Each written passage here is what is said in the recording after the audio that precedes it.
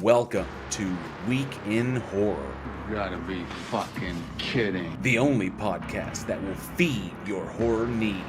The need to feed. With JL. Yeah, I'm a fucking masochist. I'll watch that shit. Eugene. Somebody has to be the sex symbol. I'm sorry. Alex. Shit, I just demonetized this forever. And Johnny O. How do you like that shit? Got halfway through the monologue before unmuting myself. Golly, it's one of them fucking days. With industry guests. Hi, this is Richard Oakes, Director of Host. Hey, this is Adam Leader, Director of Host. This is Matthew Mark Hunter. I'm Donna Nelly. And you're listening to Week in Horror. And you're listening to Week in Horror. And this is Week in Horror. And you're listening to Week in Horror. Welcome to prime time, bitch! News, trivia, and more. One by one, we will take you. Join our live show Wednesdays at 7 Central, youtube.com/weekinhorror, and wherever you listen to podcasts. Week in Horror. Stay scared.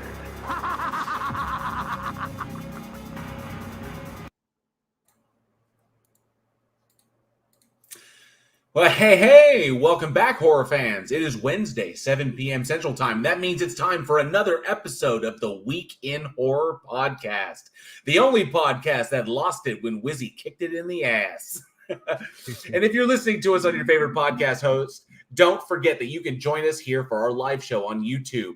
So you too can interact directly with the live chat, flex your horror knowledge, and maybe even win some trivia prizes. This week, we are covering select films released in horror history October 24th through October 30th. Thank you all so much for joining us. I'm JL, and with me tonight are Eugene, and hopefully in a few moments, Johnny O. What's up, everybody?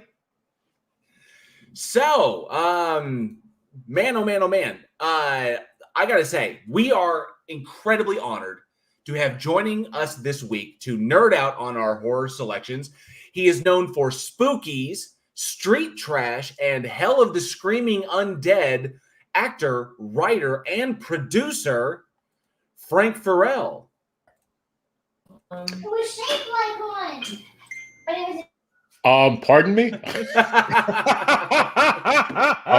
Which one of you was that? That would be Johnny. Okay. Hi there, Johnny. Good to meet you. Oh, we met the other day. Now that's right. You're right. I'm sorry about that. You got to meet the youngest over there who's, complaining about pizza or something. I don't know. Thank you so much for having me, gentlemen. Thank you, Frank. Who are you calling gentlemen?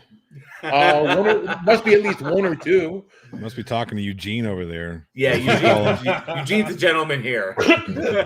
Somebody's got to class it up. That's because he's still single, so he has to be. All right. So did we already talk about that shit movie Halloween Kills? Oh, we haven't yet. You guys should go ahead and talk because I have not seen it yet, and I think you guys have. Well, I want to say thank you, Frank, very much. We know you're extremely busy with some major projects coming up, which we will definitely hear more about when we do our After Dark session. It's going to be a lot of fun. So thank you again for taking time out of your busy schedule to join us tonight. Yes, thank you. Absolutely. So before we dive in, I want to say hi really quick to see who we got in the chat real fast. Just go do a quick rundown, say hi to our people. Travis Brown, good to see you. He was first in the chat. Thank you so much for coming in. Tony Regime, good to see you. And that reminds me, let me kick this bad boy off. Boom, there's our amazing patrons scrolling down there at the bottom who helped make this show possible. So Tony Regime, good to see you. That was me. I was typing there. Mr. Malort, all the way from Chicago. Good to see you. Yeah, I apologize. Unacceptable. We had a little bit of a delay, but we're all good. We're here. And the George said, good to see you. And Sarcasm, one of our amazing patrons. Thank you so much for coming out. Chris Durham Music Channel, good to see you as well. Who says, my guest for the trivia question is Rob Schneider and Deuce Bigelow. I didn't even watch it, but I know his acting was pure horror. Hey, he wasn't bad in that movie. Joshua Lee, good to see you. Thank you so much for coming in. Charlie Welch says, hey, guys, the only man you never make a bet with on the internet. Good to see you, Charlie Welch. And, of course, Jinju is in the house. Says, hello, everyone. Good to see you. And I see who else? Oh, see Daryl M. Good to see you. Ryan and Nance. Oh, right. Mr. Malort, like say, I own Street Trash on VHS. Nice. Awesome. And Elizabeth Sylvester, good to see you, hon. I'm so glad to see you. I'm glad you're doing better. Nice to have you in the chat. And Ryan Ann says, I will watch you guys a bit, but because of you and some other creators on here have sparked me, I am officially streaming on Twitch later. There we go. Congratulations, Ryan. That's Way awesome. to go. That's awesome. Good to be kind of inspiring there. All right. So before we dive into tonight's selections, I was curious because it just came out. I just wanted to get kind of initial reactions to, I guess that's an initial reaction to Halloween Kills. It was so stupid. God, it was dumb. Okay, well, Johnny gives a thumbs down. I give 2 thumbs up. I absolutely loved it. You would give it 2 thumbs up. I would give it 2 thumbs up. And I think Eugene is kind of a okay. Up and down, not sure. I finished this movie like 20 minutes ago, so it's like fresh in my head on it. And you're wondering if you need to take a shower or not, aren't you? Oh, give me a break. The movie's not that bad. The fact that you have to say it's not that bad means it's that bad. No, it's not as bad as you're making it out to be. Yes, it is. Okay, so this is like, it is shot pretty. And I love the soundtrack for it. There are some great performances, and I won't spoil anything, so people who haven't seen it or anything. So, but the reason why Michael Myers is so successful in this town is because of how stupid they are. Thank you. Thank you. Like, it's just like, I'm at a point where I'm just like, I kind of just blame them. Yeah, I want them to die. I want wait a minute. all these Was people it another? It was. So you're saying it was another one? Another one. When I say another one, I mean another one of the 300,000 films that have characters you don't want to even see on screen. Right. You can't wait for them to be gone, and that. Now the thing is, the fans who liked it, and I'll ask JL about that in a moment, is the fans who liked it apparently like it because it delivers what they expect from a Michael Myers movie. It does. So here's the thing: if all you want are mindless, brainless, stupid ass kills, that's exactly what you get, right? I'm sorry, but the doctor lady with the Desert Eagle who gets shot in the face in that manner, that's not how fucking guns work. That's not how it works. Physics doesn't work that way. It's impossible for that to happen. Anyway, you tell that to the doctor in World War Z, who did the exact same thing to himself, running in the rain. No. There's a difference. There's a difference Eugene. Because in World War Z, he had it up and he fell and tripped and hit. You're having a door kicked and it swings around. Somehow you're like this, and then it swings like I can barely twist my hand to get back to my face. To go like I can do this, but I can't do that, and then still you pull. Come on, it was bad. He just kicked the door that hard. Okay, Just look, say that. look. If this were an episode of MythBusters,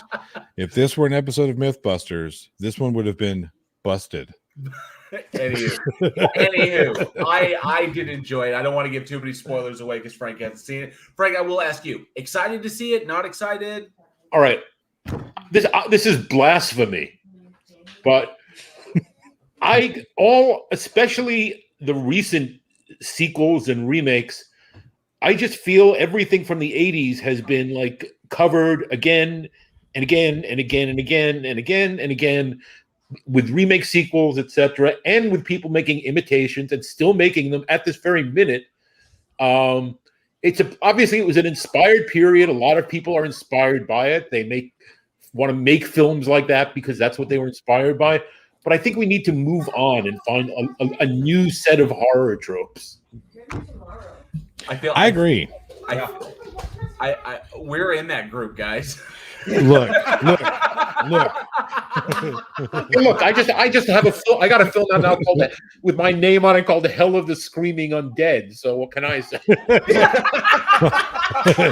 Don't let that detract from the point.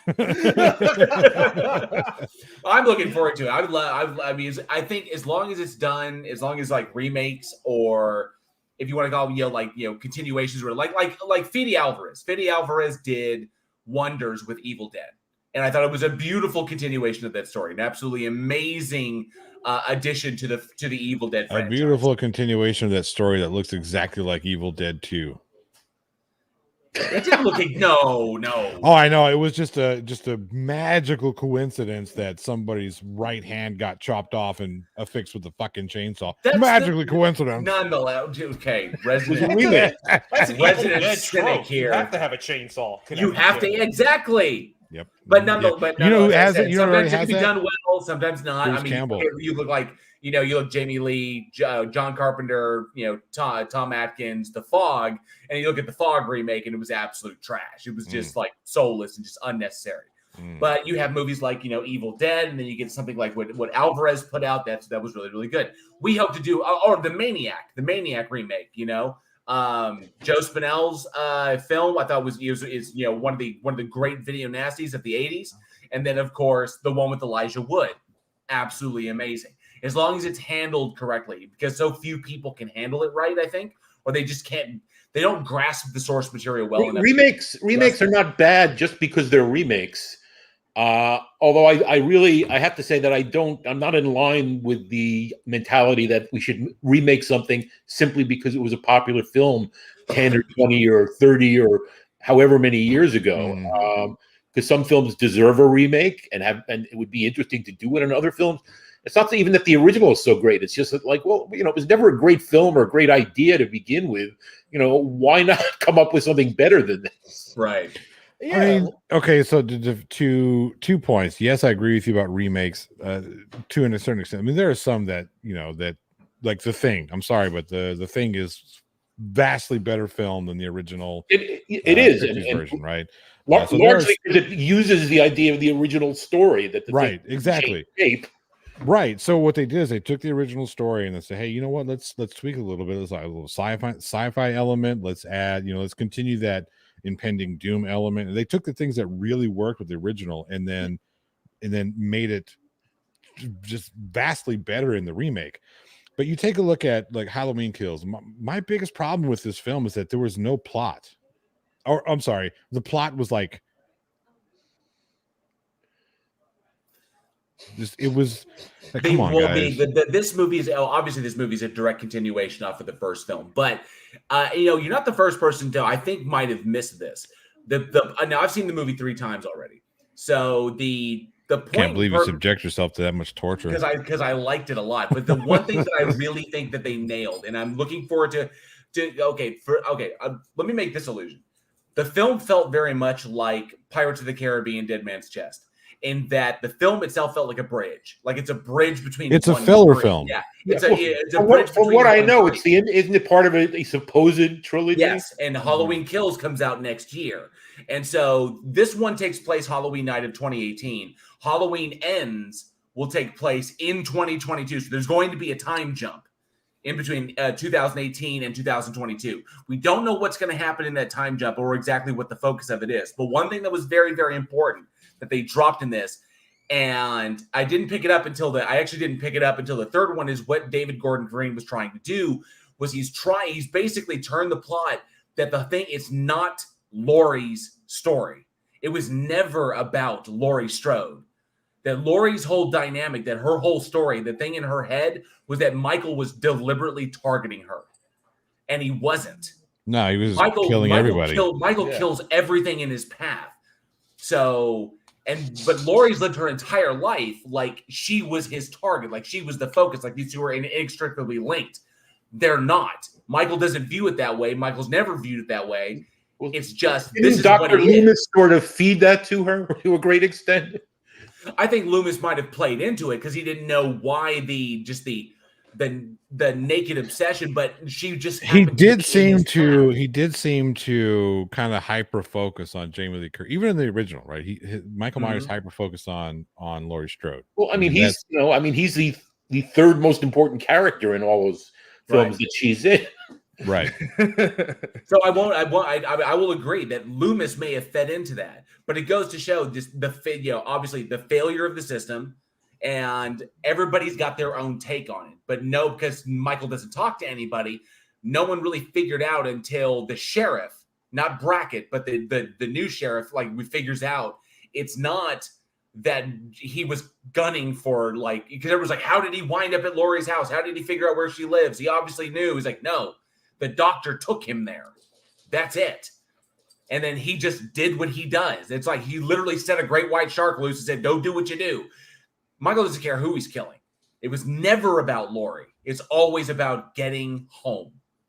It's always about getting back to his home. That was the whole point.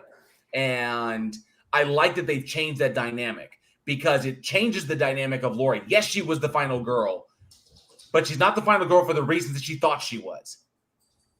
And now the whole dynamic of the franchise has changed because if Laurie's out of the way and she leaves, he's not going to come looking for her.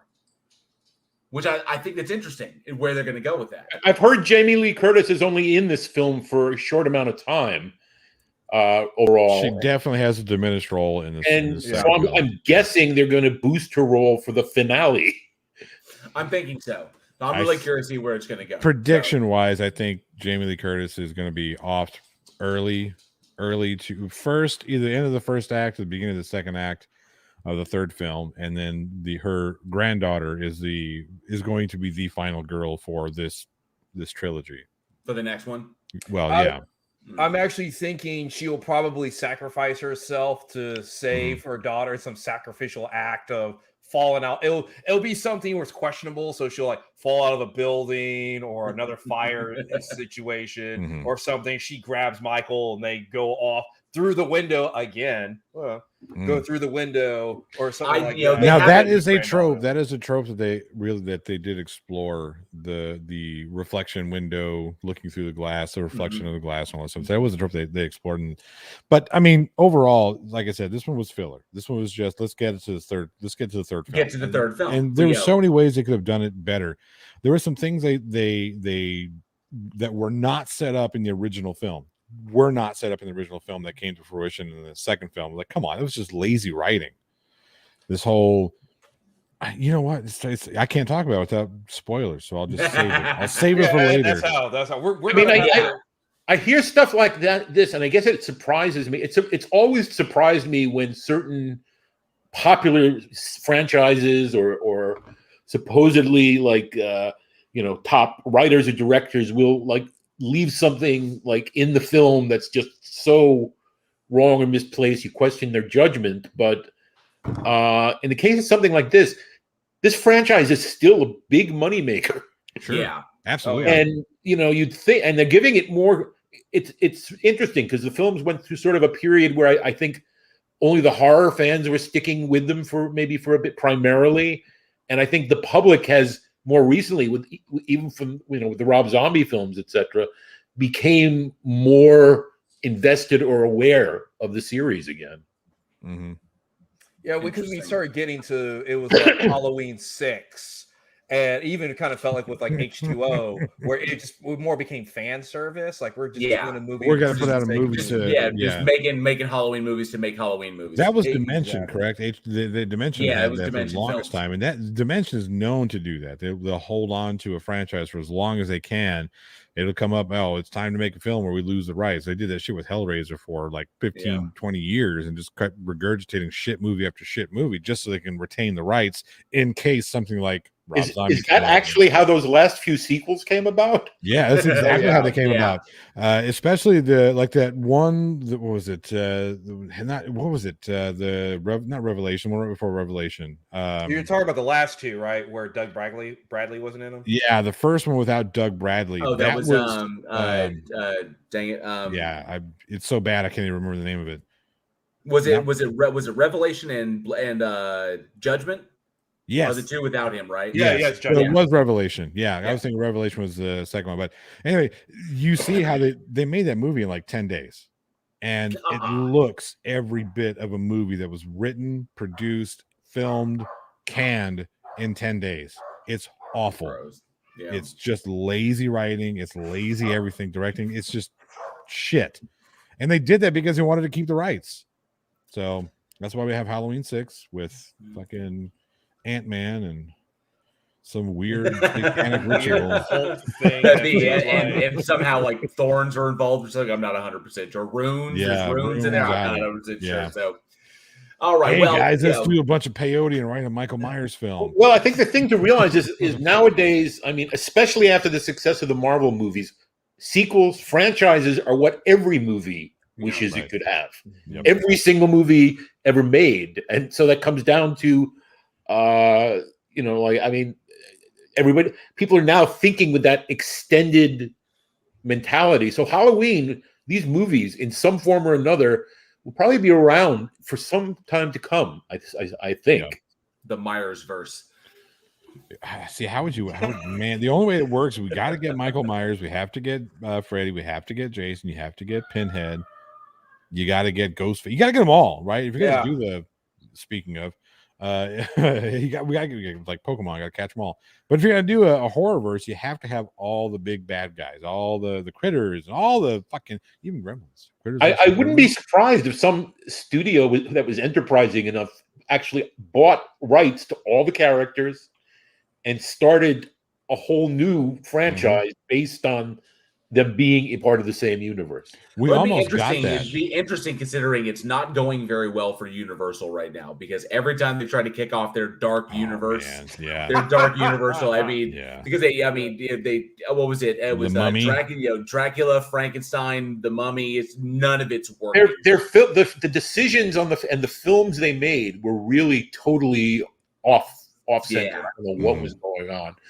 I mean, I gave them, I gave them a chance. It's like their Frankenstein movie, the thing they did, Frankenstein. Was it Frankenstein? Like I Frankenstein. I Frankenstein. Well, there was the I Frankenstein, and there was that one with Aaron Eckhart, and then there was another one. There was one with Aaron Eckhart that was I Frankenstein with Aaron Eckhart and Yvonne Strahovski.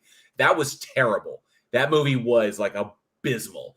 Because it was like Frankenstein versus gargoyles or some shit. And the point is, there was literally no connection to the story or idea. And then you had another one, which was a legitimate, like a legitimate one. It was Victorian era. It had James McAvoy and Daniel and Daniel Radcliffe. It had that one where they actually it was like the Prometheus, the huge silent thing. And that one was decent. Visually, it was cool. It just didn't resonate with audiences because it's kind of like, a Victorian movie with, Frankenstein themes. It was weird. And people, I think that one was either Frankenstein or Victor Frankenstein, or maybe it was Victor. I'm not sure. But nonetheless, that one didn't resonate. And of course, the Tom Cruise mummy debacle. Just shit. It was just trash. Okay. Dracula Untold was pretty cool. I liked Dracula Untold. I thought it had a lot of interesting ideas in it. The script wasn't compelling enough for me, but I thought the concept was something fairly original. Luke Evans and Charles Dance, I think, were just fantastic. You just great casting in that, and I just have no idea. Universal cannot get its dark universe off. But I will say this: Blumhouse's Invisible Man was fucking phenomenal. That movie was great. Well, I've heard that all over the place. Even though, from what I know, it really bears no resemblance to the original Invisible Man story. Not at all. Right. It's just taking the concept, which anybody could do.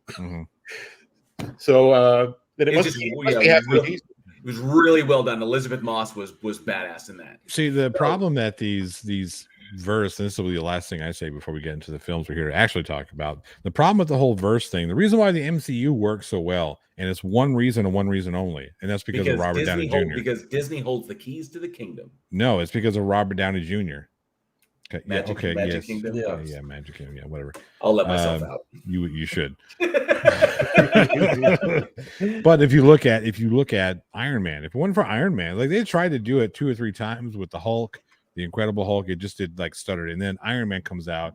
Robert Downey Jr. knocks that performance out of the fucking park. And all of a sudden we've got something. Now we've got something we can build on. Because if you look at the other films, like if you look at the first Avenger, it's okay. If you look at what was it?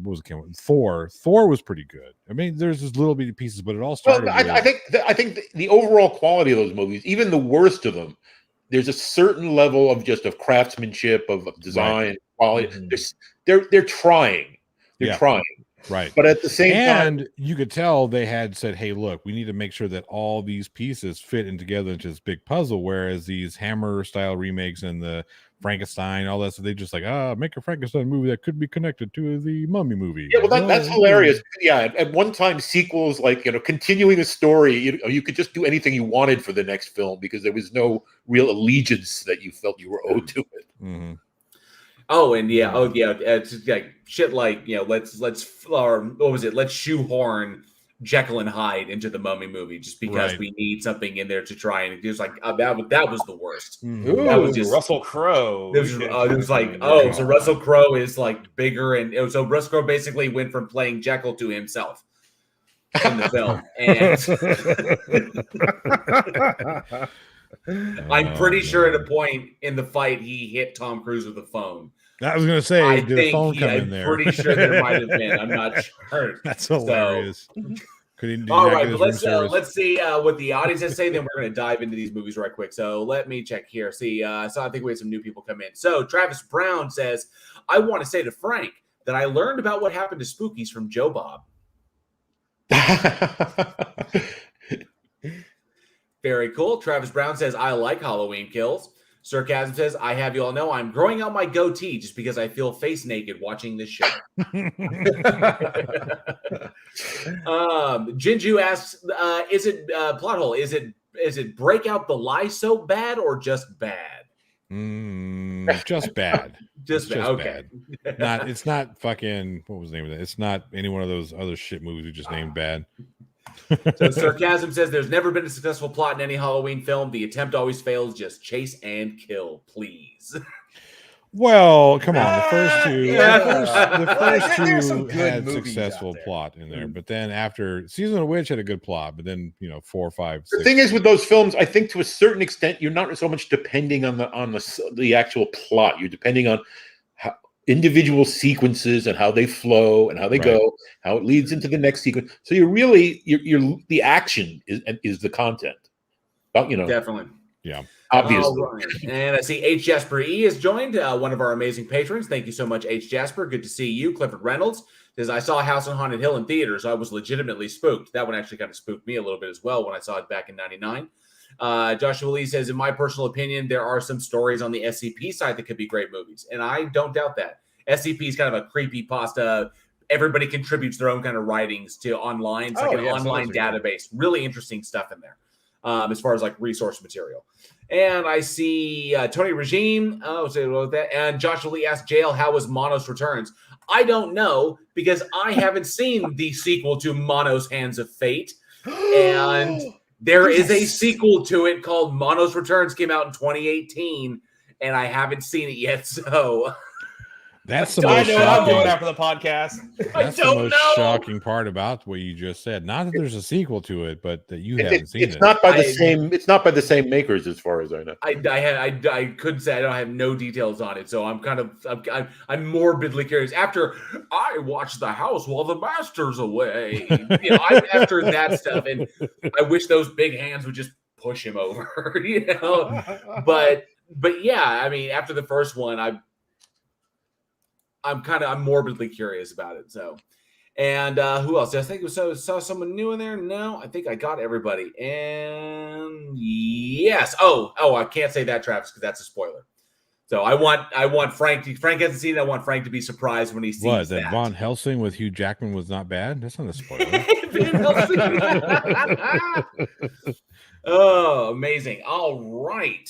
So, JL, who we got up first? What are we looking at first? Yes. We have movies to talk about tonight. We do. Let's dive into this. Let's dive in and nerd out. It's the whole reason we're here. Well, actually, we're here to talk about movies. They're here to win trivia prizes at the end. So let's dive in. So the first movie we're going to talk about tonight, released October 25th, 1996. I could use a little bit of this Gypsy curse. We're talking about Stephen King's Thinner. So directed by Tom Holland, based on Thinner by Richard Bachman or Stephen King, and starring Robert John Burke, Joe Mantegna, Lucinda Jenny, Michael Constantine, and Carrie Werr. The film centers around a morbidly obese lawyer who after inadvertently killing with his car, hit and running a or actually, sorry, running over an old gypsy woman, then has a curse put on him by the leader of the gypsies that makes him grow incredibly, makes him lose weight at an obscenely fast rate. Then him trying to overcome the, get the curse defeated and everything. And things go absolutely pear-shaped in this film. Film in which I can honestly say I didn't like a single person in this movie. I like Joe Montana. I like Joe Montana. Joe Montana was good. He was fun. He was fantastic. But a movie like this, adaptation of Stephen King, and obviously some pretty profound practical effects done in this one. This is right up your alley. I mean, a film like this right up your alley, isn't it, Frank? I hadn't seen the film before, so I saw it to be able to participate in this discussion, and I thought it was pretty decent. I mean, it was in one sense it was typical, but it hits almost all the right buttons in terms of the progress of the story. There were some interesting ideas and situations. Although at one point when his friend is turning into the lizard face pulls up in the car, right? For a minute I got excited because I thought the story was going to be like these two guys looking like this go to get revenge. That would have been a better movie. Watch that. I would. That would be interesting. Interesting buddy movie. Yeah. I'm not sure. Right. But yeah, I mean, Joe Montana was fantastic in it because he just seemed like he was having a blast playing the role of Richie the Hammer. I thought he was great. This type of film put on your desk, it's going to be bad. Right? You're reading the script thinking this is going to be a shit movie. So there's nothing that I could do to make this movie any worse than it's going to be. So let's go have some fun with it. That's exactly what Joe Montana did. Oh, hell yeah. He said, I'm going to play the stereotypical mob boss on fucking steroids and people are going to love it. And he was right. I do love it. Around that time, that was mostly what he was playing. Sure, right, exactly. All of his scenes are fantastic. I mean, I love that scene when he's in the bar and he's talking to the lead Robert Burke's character, fucking Billy. He's talking to Billy on the phone, and he's like, "Do you believe in do you believe gypsies can curse?" He was like, "Oh, let me just give me 1 second. Let me ask." Hey, mama. And he's like, his mother is right there. And he's like, speaking to her talent, she's like, oh, she did it. It was fucking great. So the characterizations are good. Obviously, Joe Montana had a lot of fun with it. The one thing that got me is, although I love the practical effects, were fantastic. What they did with Burke and his that was all physical. Like he had the way they wired his mouth inside and all that. You know what I mean? Because that's the reason why they cast him, because he already had a small enough frame to be able to put on the extra weight to look like he was that big. And then slowly but surely, it was all pretty convincing. But the one thing I found unconvincing, unfortunately, was the fact that he was losing weight at such a rapid rate, even at the beginning. And I think most normal people, if suddenly you were like losing 5 to 10 pounds every day for several days, you want to be rushed to a hospital. Right. Yeah, you're thinking like cancer or something like there's something like horribly wrong. Yeah, seriously. And the fact that he had to eat so much, that was one thing that got me, is obviously the fact that Robert John Burke had to eat so much food in this movie.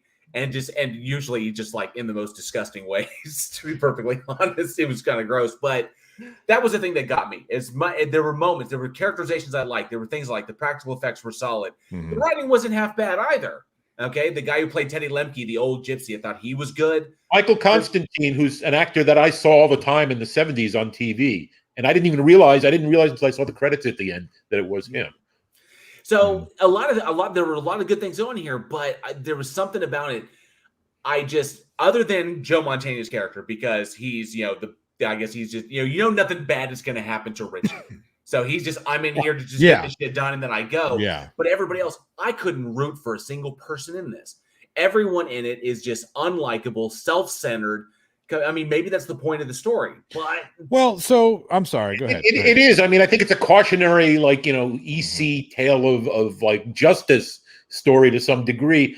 But at the same time, the main character in the first part of it, when he's fatter, you know, he's like eating, and it's all very comical, and he's making and he's laughing, and he's a jolly guy, and you think, all right, this is going to be a sympathetic character, and when he changes, he becomes unsympathetic. Maybe that was intended. So he does start out sympathetic as this overweight guy who struggles with weight loss, which is something that a lot of people can immediately identify with.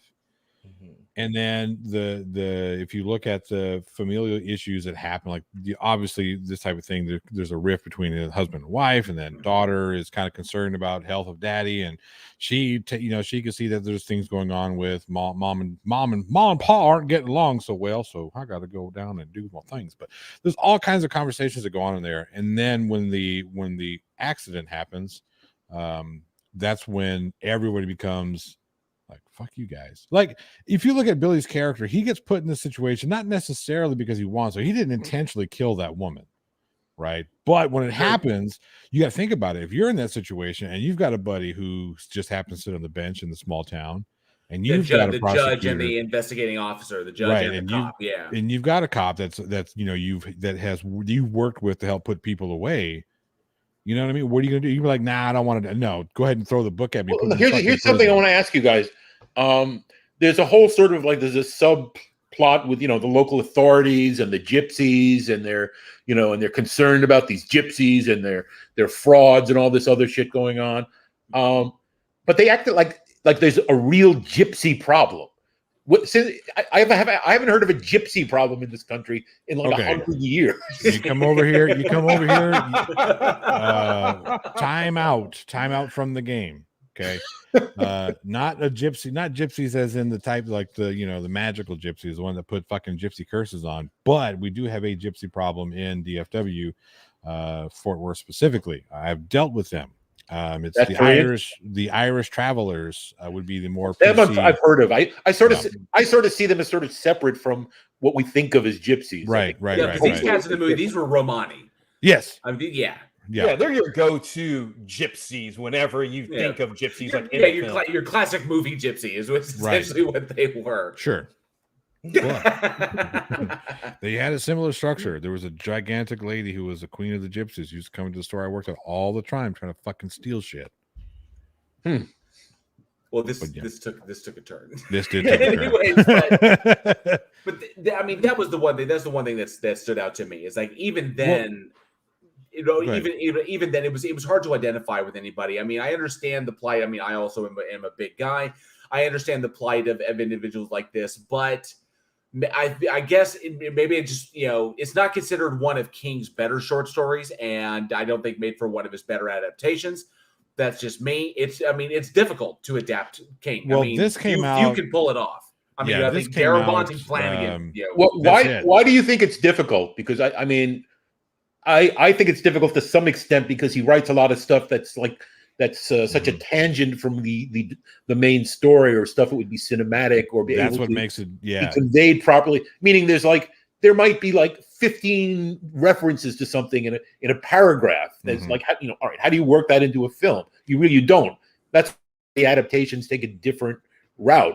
Right. So that's what I was going to say. You take a look at a book like The Stand that unabridged is 1,400 pages, and try and turn that into a cohesive, even a 2 or 3 or 4-part miniseries. It's difficult because there's so much shit that you got to sift through. What's really important? Well, Stephen King has this way of trying to make everything he puts in his novel somewhat important. It influences something about some character here, something that happened 100 pages ago. Considered good writing. No. I get it. No, I'm with you on that. That's what makes it difficult though, because when we read books, we can read those at our leisure. When we go see a film, you've got 2.5 hours tops to really impact an audience. And with very few exceptions, like the Lord of the Rings trilogy that people just wanted to fucking let their ass go to sleep on, it's very difficult to take something that is so robust and and then with Stephen King, the shit that goes on in his head when he was on coke and all the other stuff, it just gets fucking crazy, like, oh, let's take it. How do we do this film? Well, there's a scene in there you just can't do this scene. It cannot happen in film. Just can't. Don't know how it happened on paper, to be honest, but there's a lot of things you look at. Talking about Mike Flanagan. When Mike Flanagan did Gerald's Game, if you take Gerald's Game and look at the original source material, read that, and then watch the movie, there's a lot of shit that got left out because because it's difficult to do. It's difficult to take that. It's almost impossible. But people sometimes don't realize film is just a different storytelling form, and that's the problem. It's more similar to comics than it is to novels or even short stories. And you've got a limited amount of pages, or you've got a limited amount of panels where you can have pictures. You have to find a way to get all the major stuff, the good stuff, across, and you have to have the skill to be able to do it in a limited time frame. Right. And so they're very Frank Darabont was able to do it. He was able to take a 6-part serialized novel and condense all the important parts into The Green Mile. It's a great movie. He was able to take something as short as Rita Hayworth and The Shawshank Redemption, turn it into a really just top-notch film. Flanagan took Gerald's Game, was able to siphon that out and make that into a good, cohesive film that still managed to convey the idea of the Stephen King novel. Flanagan and Dr. Sleep as well. Right, exactly. Dr. Sleep as well. Yeah. And I mean, that was more, I think Dr. Sleep was even more of an achievement because he was able to take source material from 2 different novels, correct what the first film mistaked or made him, fucked up on, and take 3 different pieces of source material, make it into one movie that is really fucking good. Yeah. So I don't know. Maybe it's the fact that people think that because it's Stephen King, it's going to be easy. Well, the thing is, he seems to be able to write easily because I can't think of anybody more productive. I just before we had this talk, I just on the IMDb, I just checked his filmography.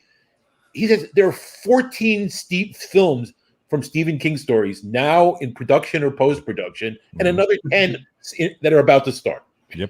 Yep. And I know that Blumhouse, who's in charge of Halloween right now, Blumhouse has picked up the rights to Christine. Carrie, was it Carrie or Firestarter? The Firestarter. Christine and Firestarter. They have the rights to those so that they can remake Christine and Firestarter. So I'm really curious where they're going to go with those ones. Several of the new ones are supposedly remakes. So yeah. And of course, Carpenter did well with his version of Christine. I really enjoyed it. It's one of my favorites. Why it's up on my wall. But yeah, very few have been able to pull it off. You have, way more worse films. It's just, I guess it just takes a certain kind of the ability to bridge that gap between, like you said, Frank, between film and between film and book. And also, Johnny, as well, because you realize that with a book, you can pick it up, put it down, pick it up, put it down. This is why the translation of The Dark Tower did not come across in that very first movie. They tried to pack way too much in that first film. They skipped over some major beats. They should have just adapted the very first movie. That's the point. It's sometimes a mistake to try and get everything from the book into your movie or even a mini series. There's just not a credible way to do it, and you wind up stumbling. And other times I feel I like Kubrick's The Shining. But in a case like Kubrick, he's a filmmaker who could be who is very apt at I think focusing in on certain elements or themes or ideas and what he could do with them and how they would work on film. So he would focus on those things, and those would become primary elements. Where in the book, there are a lot of other elements. Well, it's one thing. It's interesting, and I've seen a lot of success with adaptations is when you can actually have the writer on set. We have J.K. Rowling, who she only wrote one of the Harry Potter movies, but she was involved and on set on all the films. We have Michael Crichton, who was involved with Jurassic Park. So it's like they can kind of help bridge that instead of going. I'm not against that at all. That only happens with powerful writers, though. Absolutely. Really, the writer is the first one to get pushed to the side. Yeah, what do you know? You're writing a novel. We're making a film. Well, I fucking wrote this novel that you're basing a film on. Yeah. Oh, I feel you have to support the original creators of a piece of material. It's right. They're the reason you're there making your film. Yeah, and then you get people who just want to slap Stephen King's name on something and make a movie called The Lawnmower Man. No, I haven't seen that movie, but a lot of people like it. You don't need to see it. You would actually have a better time by kicking yourself in the balls. There was also an HBO adaptation. It was a limited series, self-contained, all one season. That was an adaptation of The Outsider, which was really, really good. And that one broke down. I mean, I don't recall. Was that HBO? That was HBO. I thought that was Showtime. That had Jason Bateman in it. Jason Bateman, Patty Considine. Yeah, that series was fucking amazing, brilliantly done. And it's essentially about a monster that's able to mimic other people, and it eats children while it's disguised as other people. And then we'll go into a town, kill one or two children, disguised as somebody else after it gets their DNA. Disguises itself, looks like them, goes and kills these kids, and then disappears. And the other person takes the rap and goes to jail, and it carries on doing what it does. And that one was just fantastically done. I really, really enjoyed that one. But yeah, few and far between are able to pull it off. And honestly, after Maximum Overdrive, I don't think Stephen King should be on set. That's just me. Directing. Yeah, I was gonna say because he was on set for a few of his films. Well, I mean, he always does his little. He's got the little the Hitchcock cameos that he does in almost every single one of them, and it's all good, but he should definitely be writing. Just right over there. All right, Steven, here's your crayons. You open the corner. Oh boy. What's that meme of King? He's like, how do you write so much? And it's like a guy with like pencils and like two desks, and he's just like me every day. Wait, do that again, Jay. How's that go? All right, that interview between him and George R.R. Martin was quite funny. The whole like, how do you write so much? Because I'll write a sentence and then I'll hate it and I'll delete it and I'll write it again. I think his secret is he's like a writer that is not afraid to just let it flow. He knows he can express himself. Yep. He knows he also, it's not like he's writing a final draft. He has as a writer, unless you're writing something like a screenplay, you have that freedom and you can go off way off on something else, or you can change something radically when you revise it. I mean, and you have almost all the space you could possibly want, especially King. Look how long some of his books are. Yeah. Right. That's for sure. All right. Oh, I see we got Road No Last Name is in the house. Good to see you. And Grave Paradise. Good to see you, hon. Glad you're feeling better. And John Fapiano's up in here. Good to see you. And Travis Brown says, then Stephen King writes meteor shit. That would be a wonderful creep show reference. Yes. Arguably his best performance ever in anything was playing Jordy Barrel. He was so great in that. All right, so the stupid fucking doctor in my head now. This is going to be extremely painful, Mr. Barrel. But since we've been talking about Stephen King's Thinner, I actually want to ask the audience, what is, in your opinion, the worst Stephen King adaptation? I already answered that. Because there's some bad ones. There's a lot of good ones, but some of the bad ones, you may actually kind of dig. But what is the worst? And maybe there's been some remakes, like that Pet Sematary remake, which was absolutely fucking soulless. Let us know. Let us know in the live chat or down in the comments below. What do you think is the absolute worst, in your opinion, Stephen King adaptation?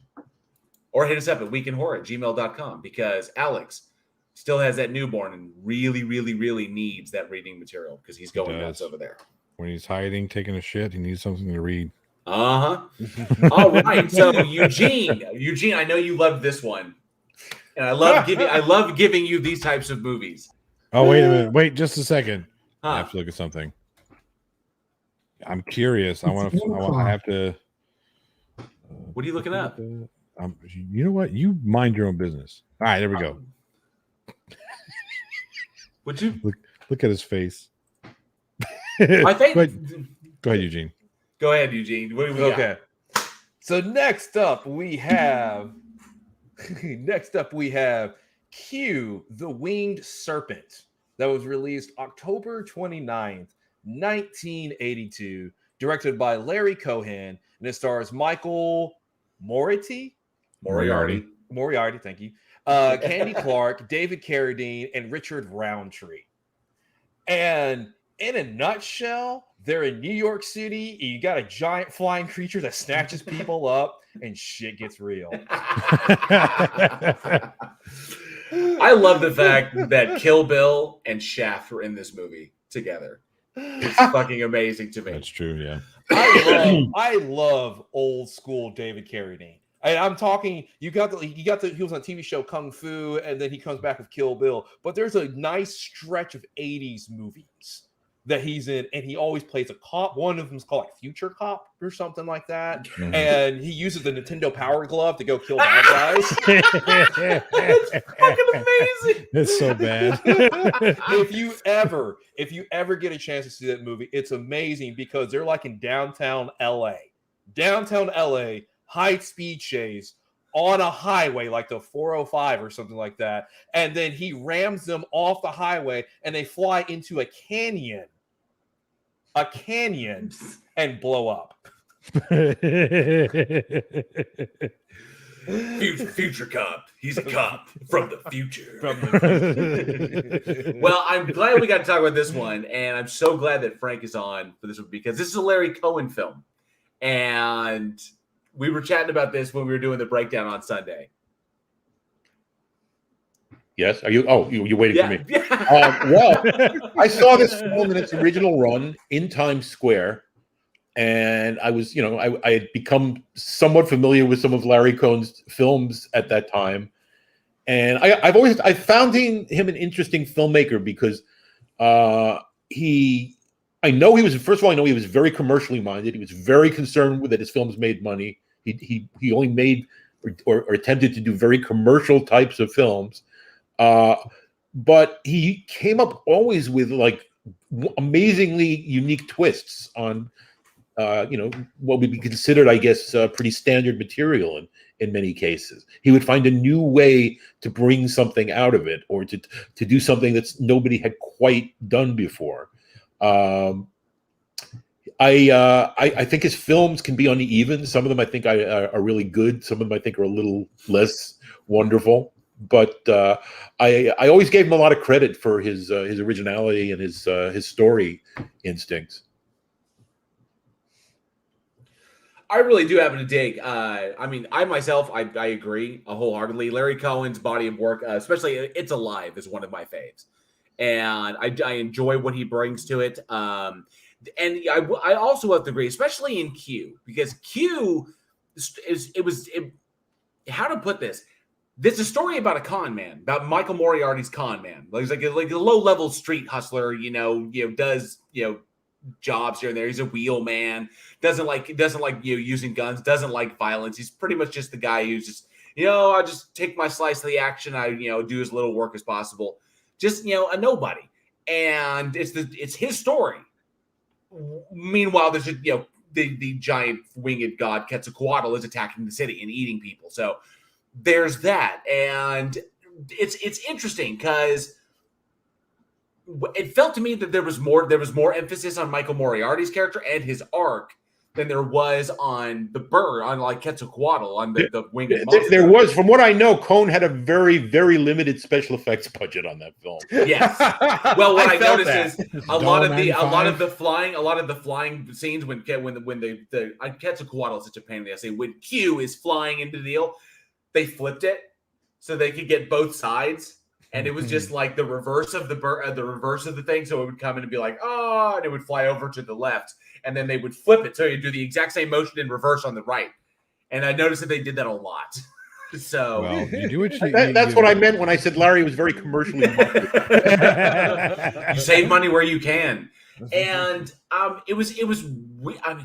I felt that there was way more that Larry was trying to say about New York. And the kind of, because he wrote it.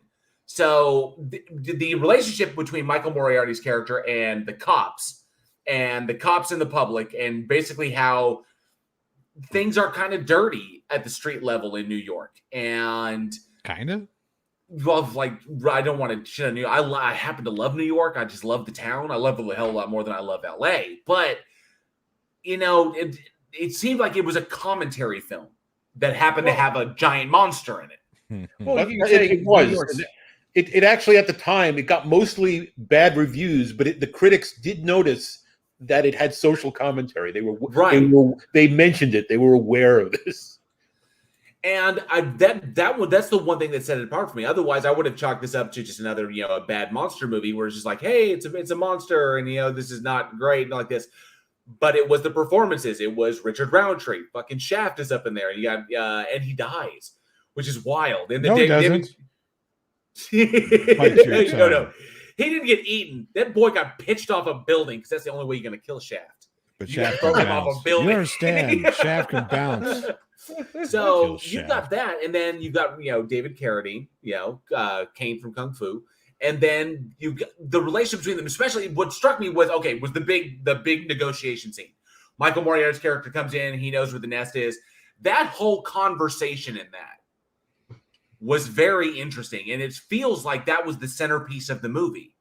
Was seeing the average citizen deal with the politics and the law enforcement of New York City and how disenfranchised they are, and how the cops and the politicians in New York are just blind to this shit. Like, they're appalled. They're like, why would you do this? He's like, you have no concept of where I'm coming from in this. And that I was like, damn, that's smart. That's really good. And I'm surprised that not more people, I guess not a lot of people saw it, or not a lot of the audiences picked it up on it, because, and then I go back and I look at movies like It's Alive, and then the sequel, It's Alive, or It's Alive Again. Can't remember what it was. It Lives Again. It Lives Again. That was it. And, not to mention The Stuff, which he directed Michael Moriarty in there as well, which I thought was a brilliant satire skewering of commercialism and marketing. Yep. And then, of course, A Return to Salem's Lot, which I thought was really, really decent. So I like what he injects into it. It's to me, it was just like, holy shit. So Q actually kind of opened my eyes a little bit more to something I didn't know before. Yeah, because it would have been interesting if it would have been interesting if it just kind of focused on it a little bit more, because I like It's Alive, because that's kind of like the main centerpiece of it, and the story of do what you're told, obedience, and the blind commercialism and all this other kind of stuff. And when you put the glasses on, you kind of see what they really are.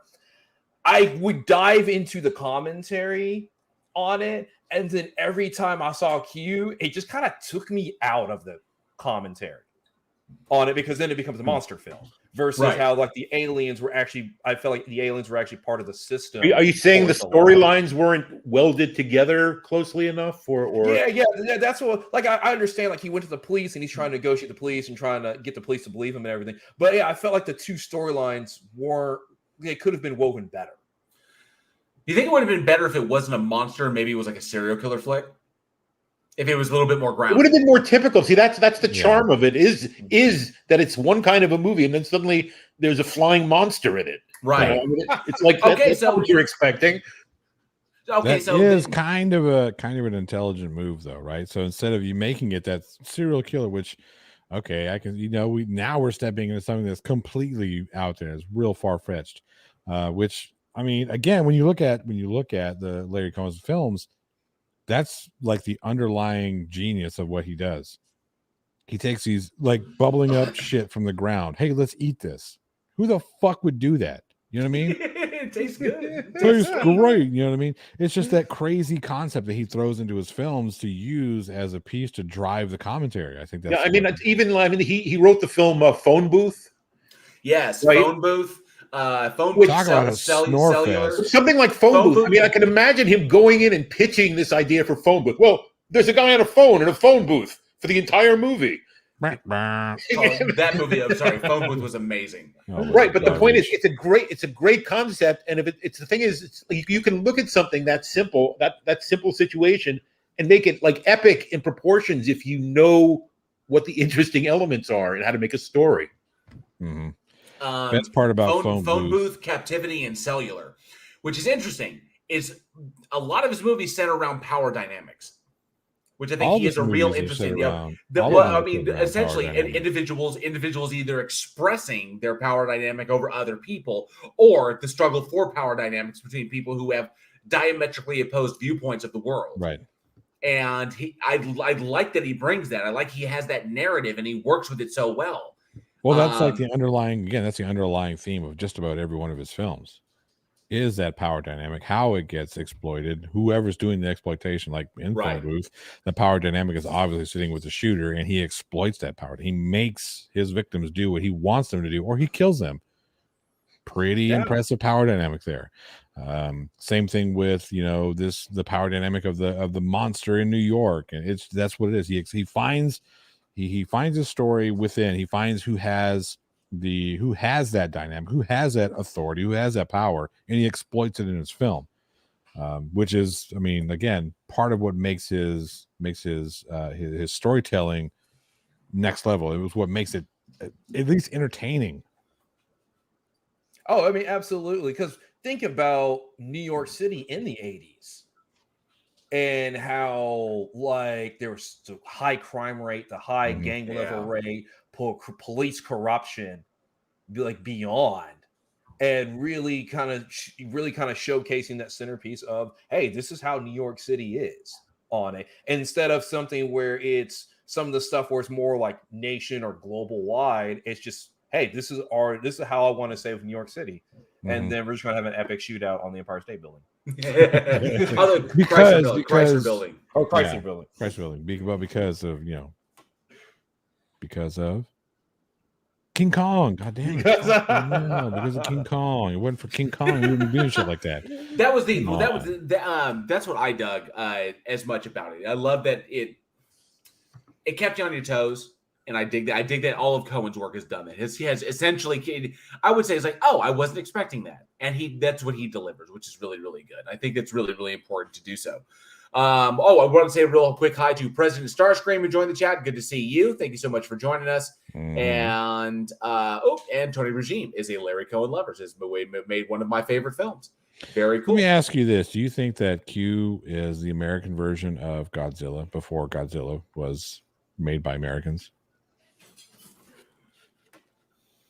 Not really. I don't think Q quite equals Godzilla. I mean, maybe not, but that. Go ahead. Size-wise, Q is a mosquito for Godzilla. There is the common thing. There is a common theme in a lot, especially in a lot of horror movies, where you take ordinary people and you put them in extraordinary situations. This kind of harkens back to what King does, because King essentially says, "I write interesting, compelling characters, and then I turn the lights off and throw the monsters at them, and I see what happens." So just to kind of see like how they react, but normal everyday people, and then I set monsters on it. And I think that's what that Cohen was doing here. Was like, you take normal everyday people who are just going about their lives, cops doing their jobs, politicians doing their jobs, low-level criminals doing their job, just people just getting by, point to point, day to day. And then you have the extraordinary situation: giant monster bird attack city. What does this bring out in people? How do people react in extreme situations? Does it change them, or does it bring out who they really, really are? And then from that, once the threat, or once they're out on the other side of the extraordinary situation, do they change? Is there do they have a character arc, or do they remain the same? And as you can see, everybody who survived at the end of Q went through a change. They all were able to adjust. The people who died, especially if they had names like that, did not. They had no arc. They were not going to change. Nothing. They were completely static. But those who were able to get through were able to adapt and to survive.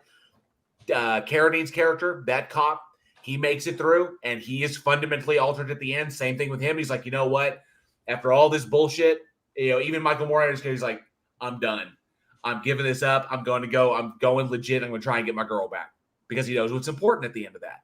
And that's what I like. Is it extraordinary situations bring out who you really are, and also I think was a part of that. And that's old school storytelling right there. Is how people deal with traumatic situations or extraordinary events, and how it brings out the most in you, or it can bring out the worst, or can bring out the best. It's otherwise I think it's interesting, and I hate that it's people like us, people in the industry, and people who really know his work can really appreciate his work for what it is and really see what he's trying to say in that. Otherwise, I think the spectacle kind of That's why people didn't really grab on this one. I would think a lot of the great stuff from this. John Carpenter has dealt with it. When he came out with The Thing, a number of other directors people just don't get it at first. But Yeah, I mean, speaking as a filmmaker myself, I can tell you from my own experiences, sometimes it just takes time for people to put certain things in perspective.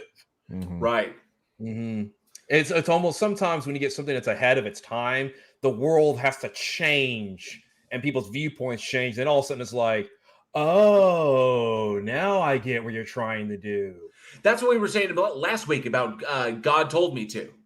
Right. Because that one was, I can imagine God Told Me To coming out when it did. I think that was, what was it, 76? Yeah, it's like mid-70s. It was like mid-70s when that came out. Mm-hmm. And I'm looking, I'm like reading it. I go and I watch the movie and I'm like, this came out in, wow. Because this is surreal weirdness. This is like horror, sci-fi, drama. At that time, that's what you could get away with in the exploitation market. You could come up with weird themes. You could explore unusual ideas. You could do things that might personally interest you as long as you got the major commercial elements in there. Oh, that's what I was saying about it. God Told Me To. I was like, I can understand why it kind of like didn't land when it came out, but I think that movie was way ahead of its time. Really, really smart horror film on that particular front. But sometimes, that's what it takes. That's the risk you run with doing those types of films. Like when The Thing came out. Well, The Thing, it also came out at the same time that a different Alien film came out, so that kind of true, yeah, didn't help it. But when you look at like another John Carpenter, nobody can defeat E.T.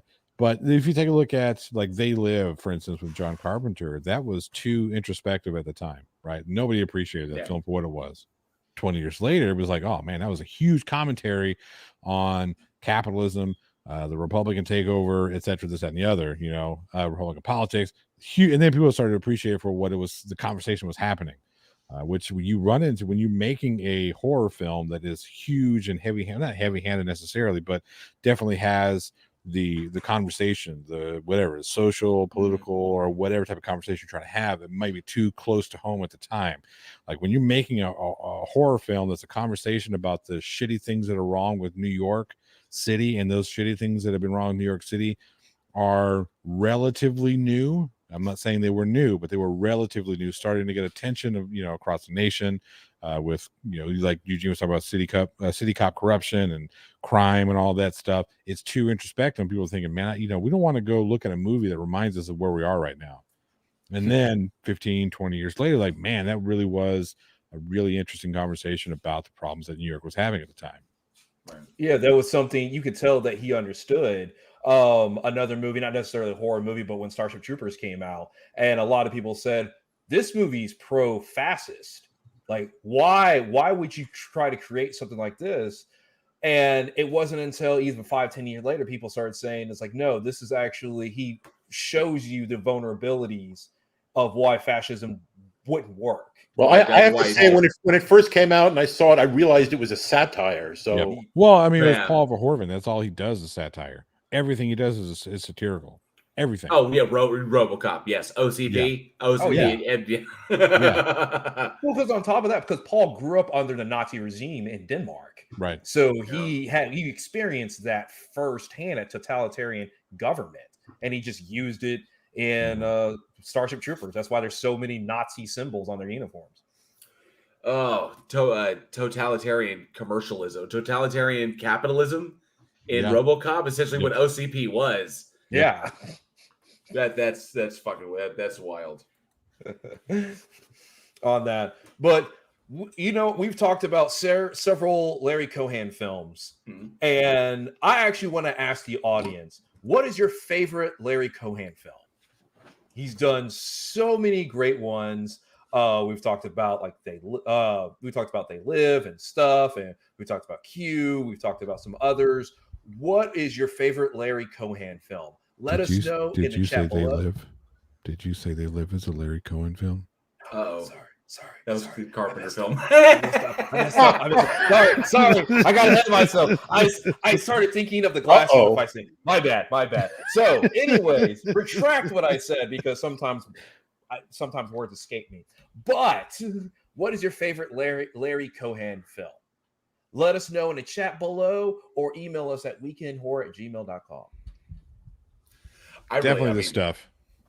The stuff is good. Yeah. I really like. I see what you did there. I like so much of his work is fantastic. His body work is great. I really, ever since I saw God Told Me To, it's a tie because I really liked God Told Me To, but I still love Phone Booth because it's not just for what he wrote, but also Colin Farrell. Colin Farrell's acting in that was phenomenal. Terrible. So god awful.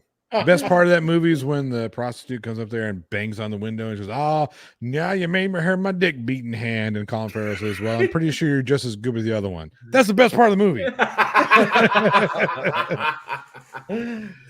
Awesome.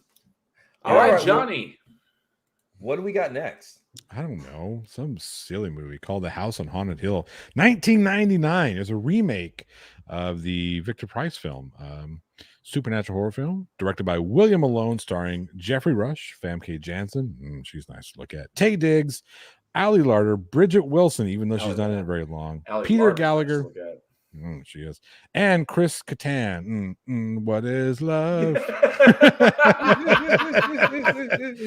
I had to do it. Basically, you have a theme park designer who says, "Hey, I'm going to bring all you together to this house that is haunted, and you get $1 million if you can make it tonight." Spoiler alert: not many make it. Aww. Chris Kattan does not make it. If you haven't seen the movie, I just spoiled it for you. He dies. Aww. Well, there should be a moratorium like this. It's not like when I ruined. Was it No, which one did I ruin? Was it? It wasn't Triangle. It was 2 weeks ago. It was, not what the hell was it? What was 2 weeks ago? What did we talk about 2 weeks ago? Frank, I totally screwed up one day, and I just completely spoiled one of the movies. But it came out in 2009. No. No, it came out 4 years ago. That's right. Yeah. Because we have a moratorium of 5 years, and I totally screwed. I can't remember which one. Happy Death Day. Yeah. That's right. I totally blew Happy Death Day, and people had not seen it yet. I was like, oh shit, whoops. So totally fucked that one up. Luckily, we're talking about older films here. Yeah, I remember watching this. I caught it after it came out of theaters. It was on VHS, I believe. Well, the thing that got me is I mean, this is obviously a remake. Though I saw this one in theater myself, and based on it was like House on Haunted Hill. Oh wow, the Vincent Price. Right. Film. I said Victor Price. I meant Vincent Price. Yeah, the Vincent, and I was like, oh shit, I gotta go see this remake. Not what I was expecting. It was a little different, a little bit different than the original. Just a little bit different. I expected it to be. I only saw this a couple of years ago, after being for most of my life a big fan of the original film, and I was surprised at the fact that they did make as much effort to reference the first film, first of all, and that a lot of it seemed sort of good-natured and entertaining in it, that they actually cared about it.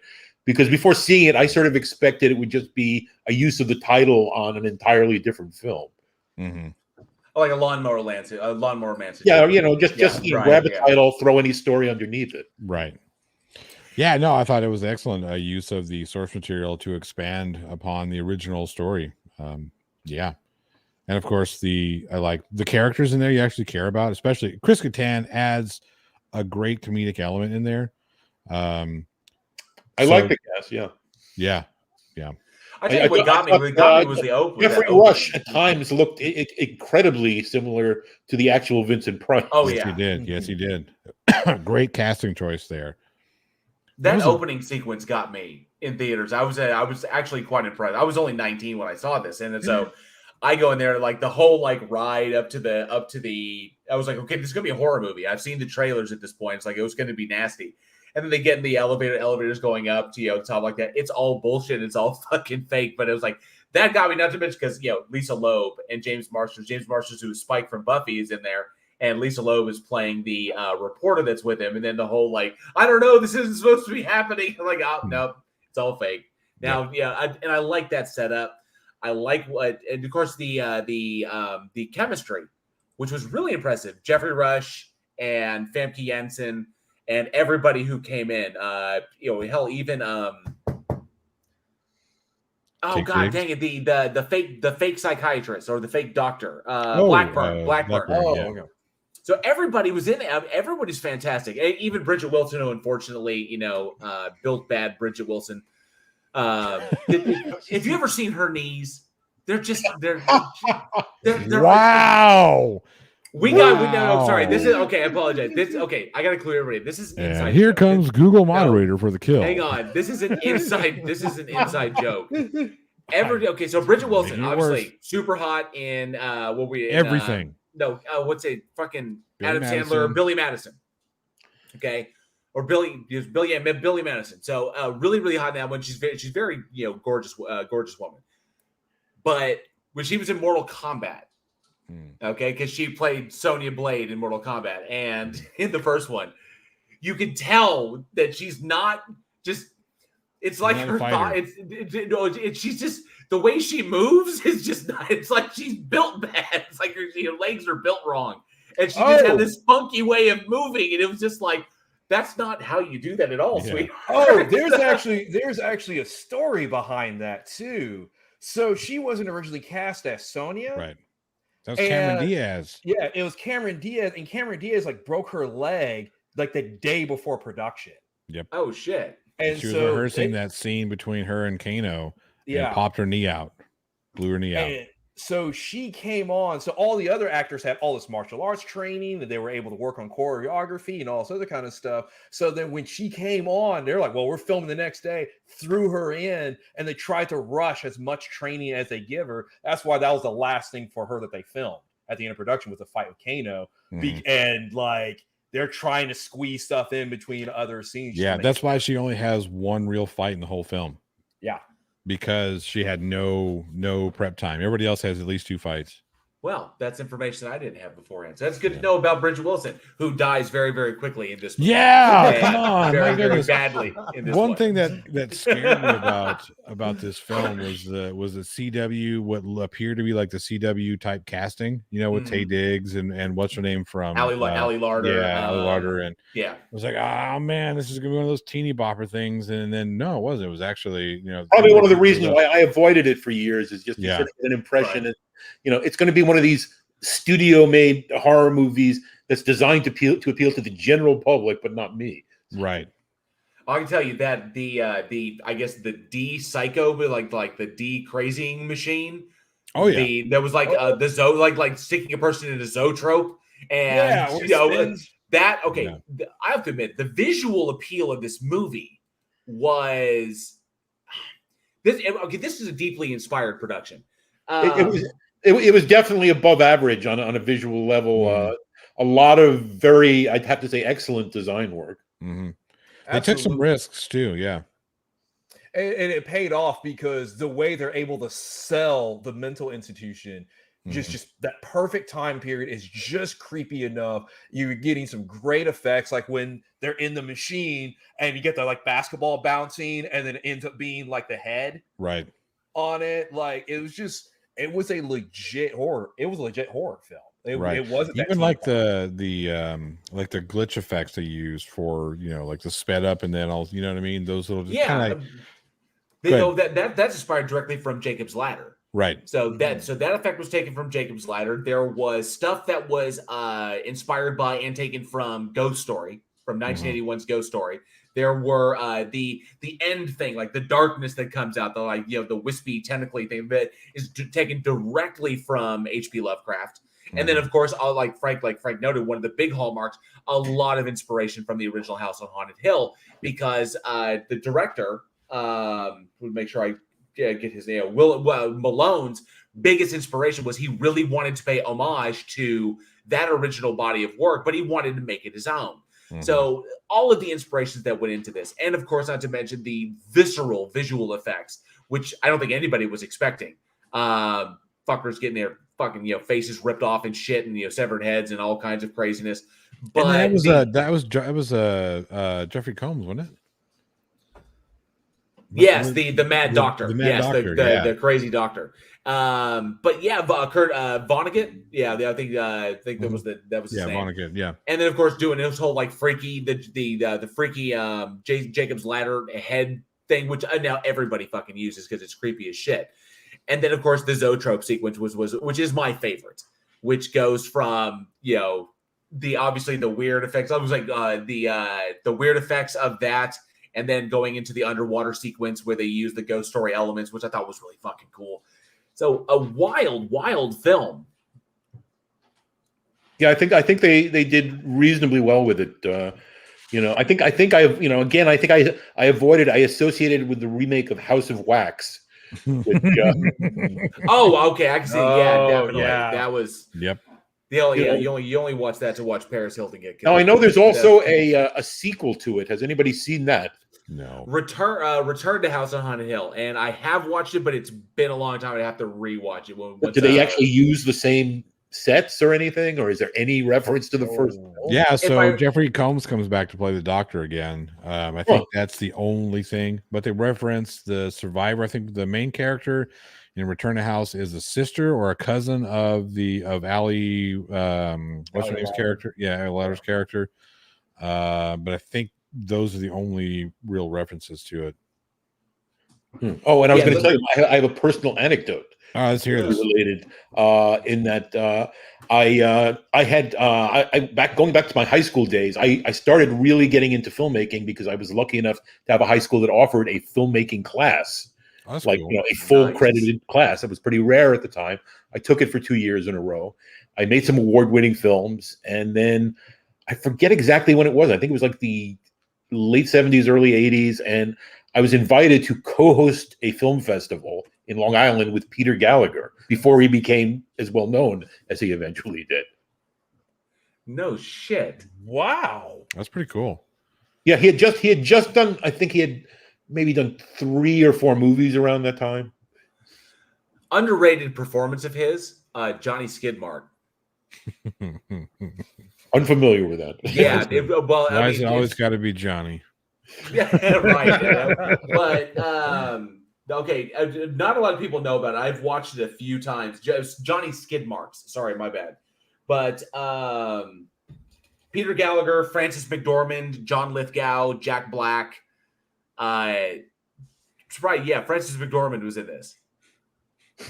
So yeah, wild, but yeah, a little. It's a neo-noir kind of detective thriller, and he technically plays like a professional. Like he's not a PI, but he takes pictures for a living. Is what he does, and gets involved in this crazy murder mystery. Really, I mean, it's underrated film. Terrible title. Who would I mean, it could have been named a hell of a lot better, but an interesting little Peter Gallagher film. That was what year did that come out? 98 is when that came out. So the year before House on Haunted Hill. I remember catching on HBO one night, which is wild. Late night HBO. Yes. 3 o'clock in the morning when they can't decide what to play, so they let some intern just pick out a movie. He's like, "Oh, I want this one." Just randomly. Well, I dug this one, and like someone else had mentioned that this one was pretty creepy. I mean, there was some at the time. I guess I was 19, so I hadn't seen a whole ton, like a whole bunch, not like I have today. Like so a half ton. Probably a quarter ton of horror movies. Quarter ton. I've probably seen, and I hadn't seen a lot of the more extreme stuff. So because I wasn't even aware of them. So this one got me is in that kind of like that watch through your fingers visuals respect, where some of it was just kind of kind of get you up there. But I appreciate what Malone brought to it. I really enjoyed it, and I enjoyed the acting. It was really, really good. Mm-hmm. I watched it because of Bridget Wilson, and then she was gone like in a heartbeat. Yeah, so quick.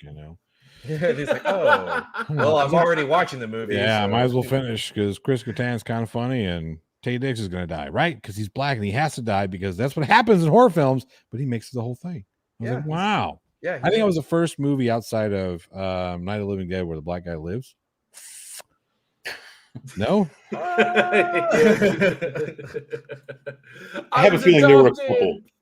I know. Yes, I'm just riffing on that stereotype. Come on, guys.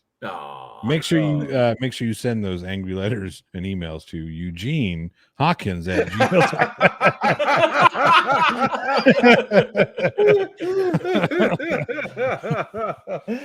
That's why I'm on the show. That's why he's on the show. Gives us street cred. All right, so this is what I want to ask. I'm going to ask the audience. We talked about the new one and the original, a little bit on the original. Which one is your favorite? Do you prefer the remake or the original? Let us know. weekinhorror@gmail.com or comment section or side chat. It's awesome. What do you think? Who likes the original better? Original? I have to vote for the original. You think? Just because of Vincent Price. I would go. I like them both for different reasons. They're totally different types of films. Yeah, I agree. Yeah. Right. And bear in mind, in the Price version, it actually is a hoax. Oh, that's true. Yeah, that's true. Yeah, this one is real. Yeah. It's so real. Well, and that's interesting because Jeffrey Rush's character has the realization when he was like, "Oh shit, it is real." Like, because he thought it was bullshit. He thought something. That they were everybody was just fucking with each other in this, and then all of a sudden they realized he was like, fuck, this is a really really bad situation I'm in." Yep. Crap. And I like that. I do. If I had to choose between the two, even though they are two different films, I have to go with the classic Vincent Price, just because I love Vincent Price and I love what he brought to it. Just his energy is just so perfect. He's at his most typical. Right. All right, we got one more, and I think JL, what do you got for us? The last one. Yes, we do have one more. We're going to go way back in the Wayback Machine, and I'm talking way back in the Wayback Machine. This movie released October 30th, 1959, and it is it is Beast from Haunted Cave. Okay, well, this is not so way back for me. Since I was born just a few years before this, and nowadays for me, I mean, I watch a lot of movies. I watch silent movies. I watch like everything. So way back is like when they first hand cranked film for a camera. But great train robbery. But I have to say,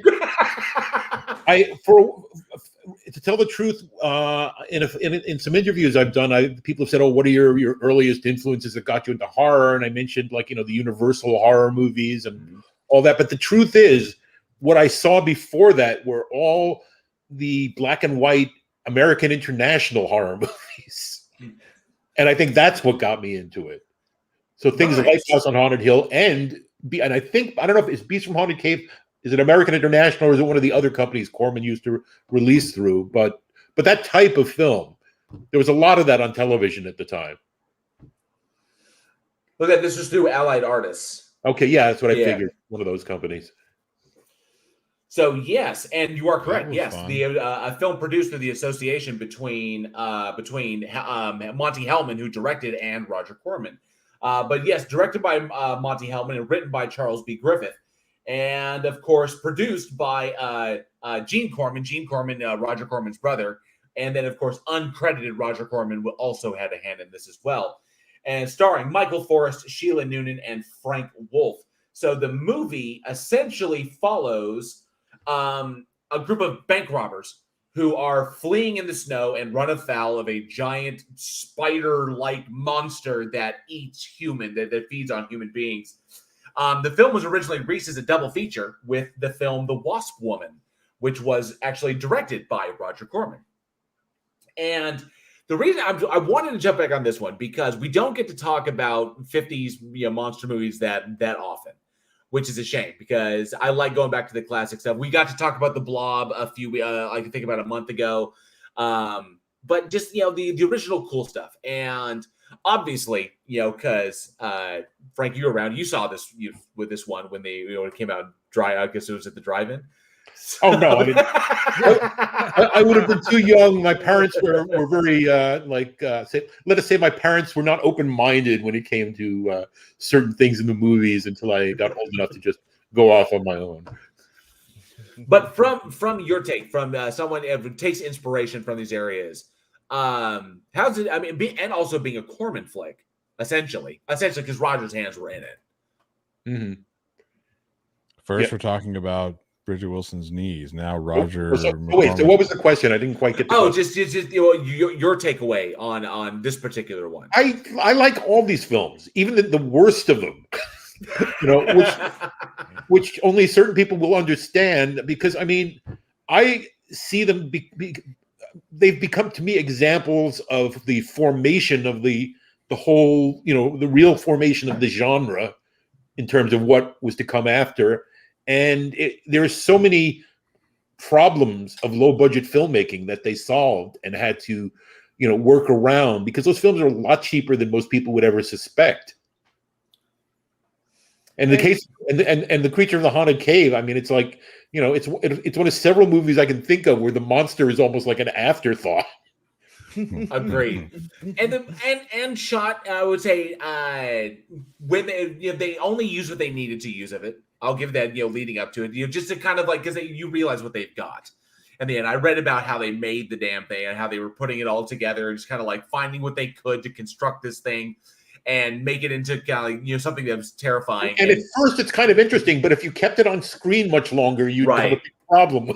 And then, of course, I think there were reports that the guy who was inside of it, who had to try and make it work, was saying like, it was just the way they designed everything. It just kept getting bigger and heavier, and it was stiff, and it was like and it was cold, and that you could barely move in the damn thing, and it was just like, they kept trying to deal with it. Hey man, 1959, you deal with what you got. But that's the one thing that got me, is that they legit shot this thing in the snow. And I know that Eugene has, I mean, you can speak to this one, Abby, when you're out there working in the elements and legitimate stuff, you dealing with rain is one thing, but they shot this movie in the snow at a time when the temperatures were getting like 10 below. And that is, it's rough. I mean, it's really, I've never shot in the snow, but I've been on sets that have been super cold on it. And so think about another movie that battled the elements constantly, The Revenant, on it.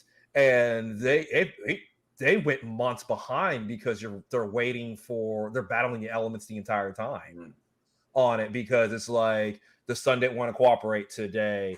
Vehicles got stuck. Things were breaking. They had problems with food on set. Anytime you bring a crew of people into a harsh environment, remote from civilization, you're going to wind up with some unexpected problems. In some cases, you have to like reinvent what you're doing. Exactly. And it's something the crew, they're going to expect to battle some stuff when they sign up for it. But sometimes even crew members will have their limit of what they'll put up with. Well, I've worked in cold too. It's like you get to a point where you feel like you're losing your humanity or something, because you're just going. Like the production has become the Donner Party. So we have to eat a PA today. And I think they shot this one up in winter in South Dakota, which is interesting. But yeah, the perils of that, there were reports of cameras freezing, because obviously shooting on film like that, you need all of your parts, you need all of your moving parts working, and when it drops down to a certain point, they just don't. It's a problematic shoot nonetheless. But there's the difficulties you have then, not only with monster creation and trying to find, because the movie was kind of done, and we'll talk about this here in a second, how the movie was kind of done second to another film, which is interesting. Because I really want to dive into this major aspect of movies from the 50s, which is really prevalent on this particular one.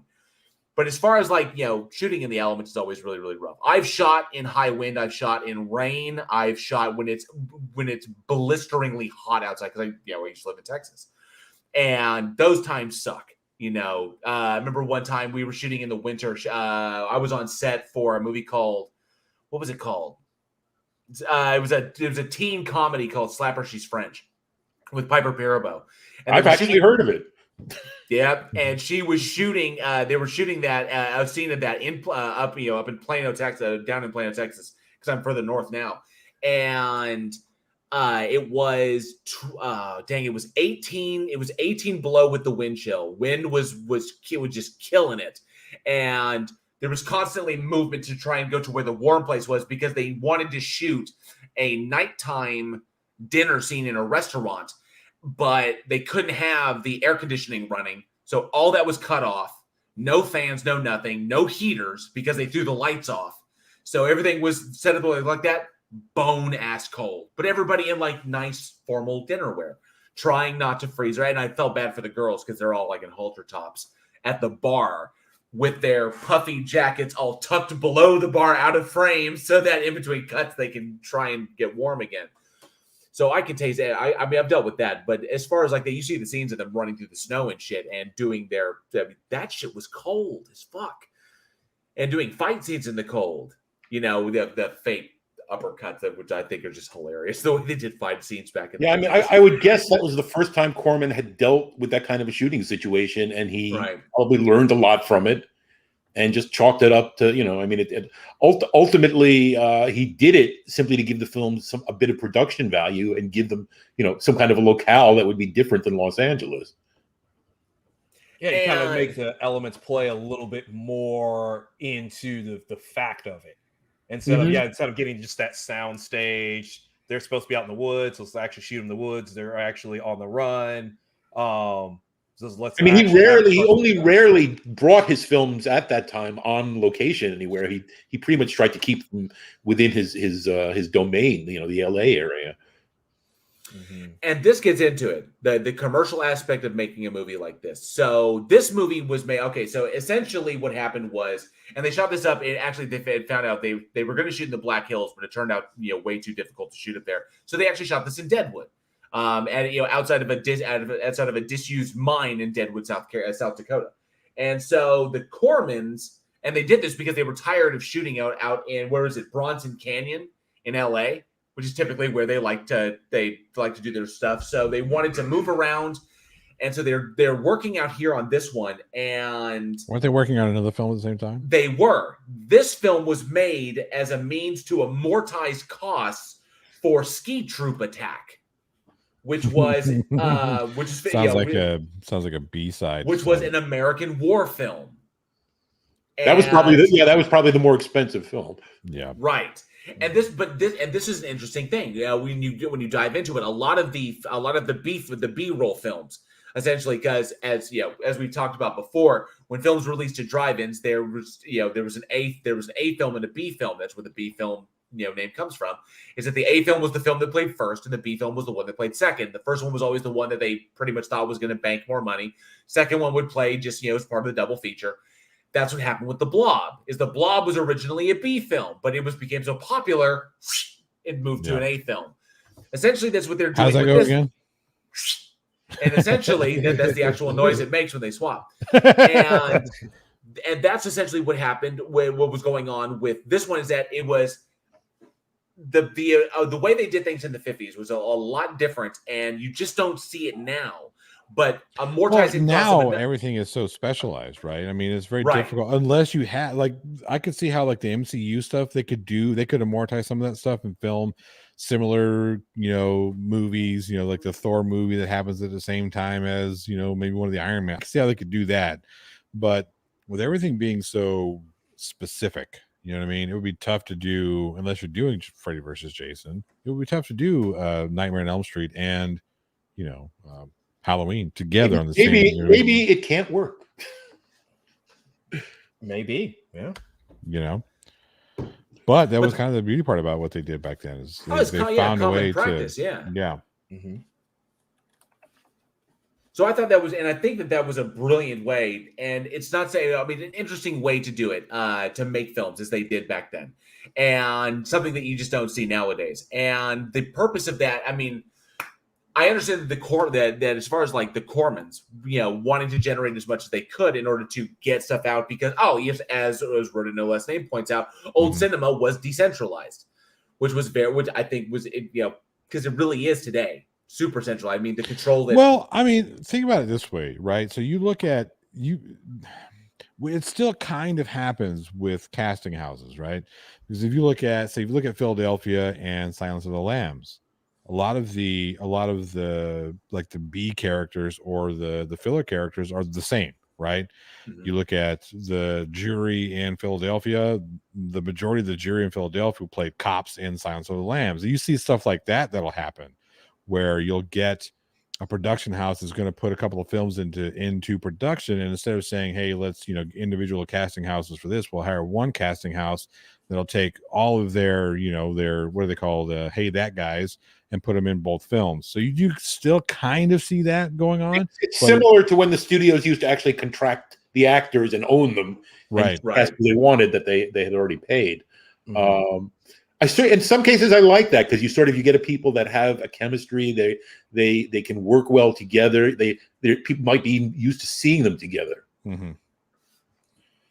And Corman was known for that. I mean, he had every exactly solid director has their own stable. And then I think this was Wolf, Campo, Forrest, Frank Sinatra's cousin, and of course, and Noonan, all regulars, all Corman regulars, and of course, you have the brothers being able to swap back and forth as needed.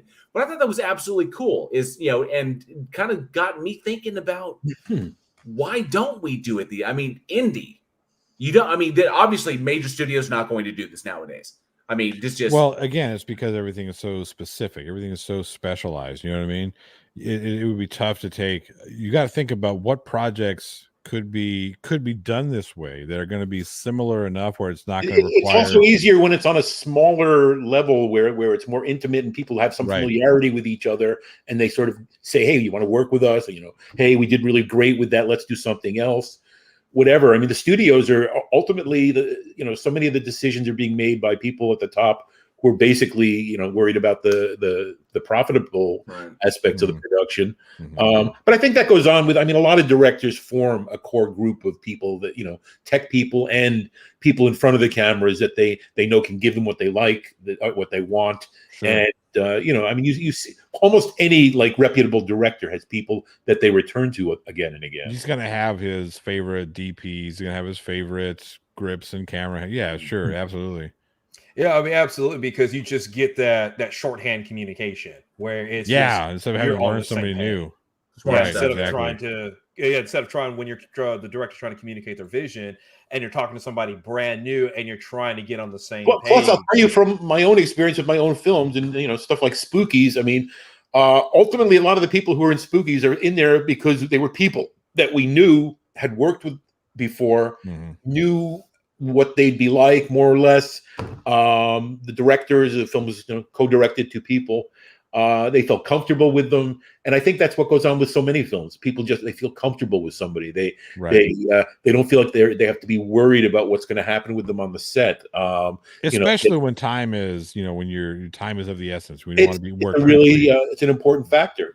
Sometimes you get people and they just bristle and everything grinds to a halt because the director is having a communication issue with somebody, or they're not understanding what their job is as a performer. But when you go on, you walk in front of Christian Bale's light. Well,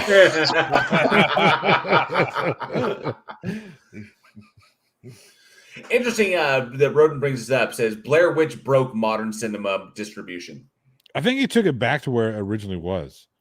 Yeah, it relied upon stuff that hadn't been done in a long, long time. But my personal opinion is it also gave a lot of people false hope, because it gave the impression, well, you can just take $20,000 and run out and make a film and it'll play in theaters. Yeah, people didn't really respect the fact that these were 3 film students. Like they were training to do this type of stuff. So they didn't just haphazardly take a camera into the woods. The trajectory of the film was also very fortunate, meaning if it hadn't gotten attention at the right film festivals at the right time, if it hadn't gotten word started in a certain way at a certain time, all those things help. That film could have, easily been another film that just didn't quite get out there enough for people to become aware of. I see that problem nowadays more than ever. There seem to be so many people, making their own little movie, and ultimately they're all getting distribution now, which is amazing.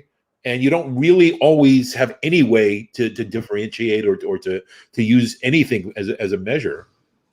Oh, and it was with Blair Witch. There's so many things that just fell into place perfectly, because they're definitely the exception to the rule on it, because of the fact that found footage they're not the first found footage film, but found footage has been on the back burner for so long. For a lot of people, it was their first found footage film, so it's something unique to them. It plays into the horror aspects. Also, when it was released and when it was in theaters, and when the mainstream, when the public in general was coming to see it, that wouldn't normally go to see necessarily a film like this, an amazing number of people thought it was an actual documentary. Yeah, the marketing behind it was fantastic because that's exactly what they were telling people. Hey, this is the real account of these 3 film students that got lost in the woods. And this is all we found was this tape of their experience. So yeah, the marketing was brilliant. Oh, that like you couldn't get away with marketing like that today just because of the too much fucking internet. Yeah. But back then, Snopes has deemed this false. Yeah, no, I mean it was a novelty, and now it's become practically the new standard. Definitely. Yeah. All right. So I am very curious. Talking a bit about Beast from Haunted Cave and the history of making movies in the 50s, kind of like what the Cormans did in order to help them make movies like that. I'm very, very curious. What is y'all's? I want to ask the audience. What is y'all's favorite Corman horror film? There are many. Now, I'm a particular fan of the stuff from his Poe cycle. I really, really enjoyed that work. But let us know in the side chat or down in the comments below or at weekinhorror@gmail.com what your favorite Corman, Roger Corman, it could be Roger Corman, could be his brother. I don't care, just a Corman horror film. Let us know which one is your favorite. I'd love to hear what they have to say. So I'm thinking, Eugene, it is about that time. You don't want to hear what our answers are to the question? Fucking LJL. Just you wound us so deep. Well, we know we had to wait for you because you were late, so we got to speed along. Damn. Oh! Rebuttal. Look, all I'm going to say is some of us actually have to work for a living. Not all of us can sit in a little tushies and get pampered by our wives. Some of us actually have to put boots on the ground and work. That's all I'm going to say. Oh yes, I'm gonna cry. I'm gonna wipe my tears with all my $100 bills here. I know podcasting is work. It is. Yeah. JL podcasting is it really. Yeah, I write all these friggin' episodes. Yeah, I know. It's just copy pasta. What? What don't you? The ball. You started it, motherfucker. All right. So yes, I think it's about that time. That time for trivia time. What everybody is waiting for. All right. Probably let him know what we're giving away. No. Yeah. What are we giving away? Make it a surprise. Make it a surprise. It's not going to be a surprise. It is a surprise. I got to tell him. No, don't tell him. Yeah. It's a mystery box.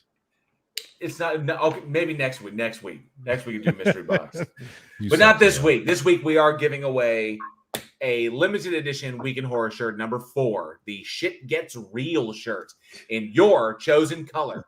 As long as that chosen color is pink. In your chosen color, your preferred color, and be sure if you win, be sure to let us know your shipping information and your size, which one you want the shirt to be in, and we will get that printed and shipped for you. So for a Week in Horror number 4 limited edition shirt, Shit Gets Real, Eugene's catchphrase. Go ahead, Eugene. Give them. All right. The trivia question is, get your Google fingers ready. Q, the Winged Serpent, was actor Michael Mortiarity's first horror film. Moriarty. Yeah. First that guy, film. Michael M. Michael M's first horror film. What was his second horror film? So this is obscure. This is really obscure, folks. Now, I noticed you already mentioned Google. I was going to ask you, how do you have a trivia contest where everybody has the same odds if they just press a couple of buttons? Well, we do have some fans who know him, who like know this stuff. And I would assume.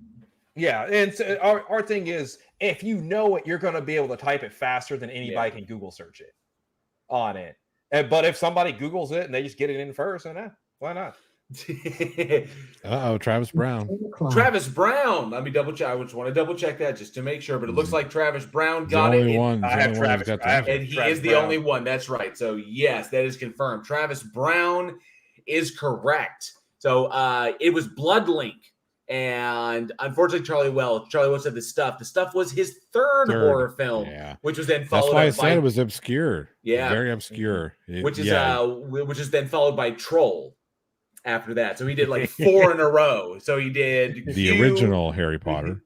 He was the original Harry Potter, and I will die on that hill. I think we discussed that at length on this show. How J.K. Rowling took the name Harry Potter from the movie Troll. I have no doubt of this. His name was Harry Potter. His son's name was Harry Potter Jr. Yep. Played by the kid who played Atreyu in Neverending Story. Neverending Story. All right. So congratulations, Travis Brown. Travis Brown, you picked up a Week in Horror number 4 limited edition shirt. The Shit Gets Real shirt. I'm pretty sure because he was one of our big winners on the season finale. Let me double check. Travis Brown? Yes. Travis, I do have your shipping information. Just message me. Let me know what color you want your shirt in. And I believe it is, you can check on our Teespring. Link is in the description as to what color you want that to be in, and I will get that to you. So just message me that over. All right. Let me see here. What other answers did we have here? Exactly. What was that? I think my phone, hold on a second. My phone is going off. I have to take a bit of medication here. Hold on. No problem. No problem at all. Stop. No, just shut the fuck up. Okay.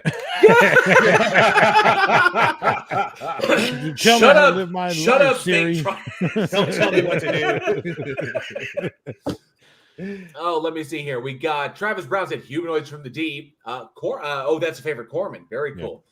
Space Raiders. I see. Tony Regime says the answer is Fred Gwynn. Oh, so close, but not really. That might be the answer, but I don't know if it's an answer to some questions. Some questions, yes. It's Alive 3, the stuff. Yeah. All right. So here's by the Tony way, Regime. Before we bug out, hang on a second. Did you see what Tony Regime says in there? Oh, Tony Regime says, and JK had her Harry Potter fight a troll as well. Yes, she did. Confirmed. I'll die on that hill. That is a confirmed. So before we bug out of here, I'm glad that all 4 of us are here. This is something special. Normally we jump into the closing plugs. Let me get an opinion on this. Okay. Just give me 2 seconds. 2 seconds. 1001, 1002, 2 seconds. Time's up. 2.5, 2.3, something. 2. Here we go. So it was 4 seconds. I need to get your guys' opinion. This is kind of special. I didn't have this prep. This is kind of like, this is just off the cuff, real fast. I want to share this with y'all so you guys can see this. Let me do this. Let me blow it up. Here we go. And careful. Last time somebody in a Home Depot said they were going to blow it up, it was a national incident. Okay, so I'm going to share something. You guys will see this on the screen, right? Here we go. And what do y'all think? Because this just hit yesterday. Oh, fuck's sake. I was actually going to bring this up. This is why I don't like Rob Zombie, okay? This right here is why I don't like Rob Zombie. Frank, I'm curious to get what your take is on it. I am curious as well. I like Rob Zombie's House of a Thousand Corpses and The Devil's Rejects. I thought that as basically 2 sides and 2 ways of telling almost the same story. I thought that was interesting. I have very mixed feelings about most of his other films beyond that. And this just looks, I'm puzzled by this. I mean, I don't, this looks like another bad TV version of the Munsters. Yes. Which they did several of. There's a meme going around where it shows the original Munsters, and I forget what store they put on. And then they showed this picture and said, this is a wish.com version. Oh, ouch. I mean, especially, I don't know if this was a picture that they just took as soon as they first figured out a makeup and threw it on the actors and then did a publicity shot. But especially Sherry Moon Zombie just looks like she's wearing the most convenient wig that I've ever seen. That's a bad wig. Yeah, it's a terrible wig. I also, I mean, it's a kind of thing also where I question the remaking of things like this, because I think they're just made because, all right, somebody like Zombie comes along and he's got the power to get films he wants made, and he loved the monsters when he was a kid. So why shouldn't he make his own monsters? And I think it's more for reasons like that than for any need to see the same thing done again. I mean, the Monsters was the most amazing thing about the original Monsters is that it was a ripoff of the Addams Family, and it should have been terrible. I mean, these are all true. These are true. The thing that kills me is that this is another remake coming from a guy who's publicly stated that he hates remakes. And fat paycheck. And I have to say also, this shot, I mean, I guess we'll see them in other pictures, but the original characters, the whole idea was here they are, the Frankenstein monster, Dracula, a female vampire, a young werewolf, and they're the nicest people you could imagine. Right. Yep. With the normal daughter, with the normal, nothing wrong with or nothing different daughter. Let me see. That was inspired by that Twilight Zone episode, BTW. So we got some interesting comments here. Let me see here. Let me go back to it. So yes, wrote no last name. Monsters, Alien X Gaming. Good to see you. Thanks so much for popping in. And I see Dimension Pictures up in there. Good to see you. Thank you so much for popping in. And I see Alien X Gaming says Danny DeVito should be in there. And NA, so good to see you. One of our awesome patrons. Thank you so much, bud. And it says Jinju says I don't think Sherry can pull off Morticia. Nope. Travis Brown says Herman looks like a juggalo. Alien X Gaming says that's not is that Morticia? No, that would be that's true. It's not Morticia. That is son of a bitch. Yeah. I just lost the name. All I got is Morticia on my mind now. I have Angelica Houston on my mind now. What is a juggalo? I'm curious if they're talking about like a male prostitute or a fan of ICP. So I think he's talking about. I think he's talking about a fan of ICP. Is what he's referring to. Wrote another name says couldn't be worse than Addams Family. Depends upon which one, because the first one with Raul Julia and Angelica Houston was amazing. That's the only one I acknowledge. It's not from the TV show. Great Paradise says no. And let me see here. Tony Regime says I haven't seen a wig that bad since Antonio Banderas in Interview with the Vampire. Lily Munster. Yeah. Right. You know what's amazing? Al Lewis started playing that part, and he was like 41 years old. So he was playing a character about twice as old as his actual age. Wasn't Al Lewis younger than? And he's a character. He's a character I remember from living in New York City because he was such a familiar face. Everyone knew him. He had a restaurant in downtown Manhattan. I remember going there and one night watching him looking totally disgusted, looking around his restaurant, totally disgusted and smoking cigars for the entire night. Angie, good to see you. Thank you so much for popping in. Angie says they look like a couple of Muppet babies. And Sarcasm says it had to be Sherry. I'm actually sick of seeing her in Rob's movies. What was Rob Zombie said? He auditioned 400 actresses to realize that Sherry Moon was the one he wanted. She was the only one that had the name Sherry Moon. He was like, I auditioned all these actresses, and I just realized that it should be her. It was like, I could have told you just weren't cast her to begin with. Why even go through the process? Yeah, stop giving people false hope. Yeah. And I will say, Angie says Angelica Houston is the all-time bitch of horror. She's up there. I'll give it that. I absolutely love her in Addams Family. She was Morticia. That was Morticia. That's what I love. There's that what is it? There's that the story that from the original script of the Addams Family. Even though it was supposed to be like, a fun movie, kids are supposed to watch everything. There's that. Have you guys ever seen that? The writer's note that was in the Addams Family script in the original. It was supposed to be a little more scary. No. The Angela. Or am I thinking of the Munsters? Whatever. So in this one, it was original from the original script, and just so people can see what I'm talking about. I don't know if you guys see. There you go. No, there it is. So from the original script had this note in it, writer's note. We should get the sense as much as humanly possible. This is the bed scene when he wakes her up and she wakes up. She's like just like laying there, the lights hitting her eyes just perfectly. Is like, we should get the sense as much as humanly possible that all this couple does is fuck each other. Their only want on this earth is to fuck, and they do. I understand that this is intended to be a kid's movie, but I cannot stress enough the importance of these two consistently teaming with, frankly, demonic levels of horniness for one another. If we cannot agree on this, I walk. But you should know I already spent the money. That's the best part of that. That was really just underlining what was already in the original television show. I mean, they had the most upfront sexual relationship of almost any characters on television at that time. Yeah. Really? Sherry couldn't even pull off playing Marilyn Munster. Yes. Oh, and I think there's some agreement.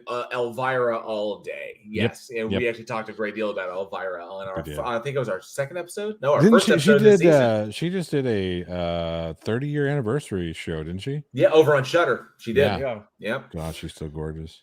Oh, she's a stunner. All right. No, she deserves better than Rob Zombie. I don't want Rob Zombie touching an Elvira movie. No. I think he's already made his choice. Yeah. Yeah, Sherry Moon will be Elvira. Fucking hell. No. Anyway, well, before we get out on of here, that terrifying note, yes, Johnny. Frank, do you have anything coming up? Any new films, social media? I have. Well, as some people know, Street Trash came out about, I guess, a little under 2 years ago on a brand new Blu-ray restoration. That was the first time it had been released on video in this country since the late 1980s. So it was the first time many people ever saw it. And it was never easily. It was on YouTube all this time, but it was never legally available on video in this country until just recently again. It's a gorgeous new copy from the original negative. It looks better than it ever did on a big screen, quite frankly. And it seems to have reconnected with an audience that it didn't have before, which to me has meant an enormous response from fans. I mean, I have so many people constantly telling me how much they love Spookies, despite the fact, as some people might know, there were infamous problems with the production of it, and I went through hell and was very unsatisfied with the finished product, which sort of was out of my hands in terms of what it was released like. But it's sort of given me a chance to revitalize my career to some degree, and I'm now working on a sequel to Spookies. Awesome. And that is I never imagined in my wildest dreams for a long time that would happen, because the film had been ignored and reviled by the public at large for so many years. But it now has a following. It's sort of been accepted into the 80s horror pantheon. I mean, get this. It's like Joe Bob Briggs just did it like a few months ago on his show. And this is after I wrote to him and requested it. And he had also done Street Trash, which I was in. And the films are both featured. He just came out with a record album recently. I don't know if you've seen that cover. It's like a sort of a parody of Sgt. Pepper's with like all these horror characters. Yes. All over. I think I caught that on your Facebook feed. Yeah, I posted it.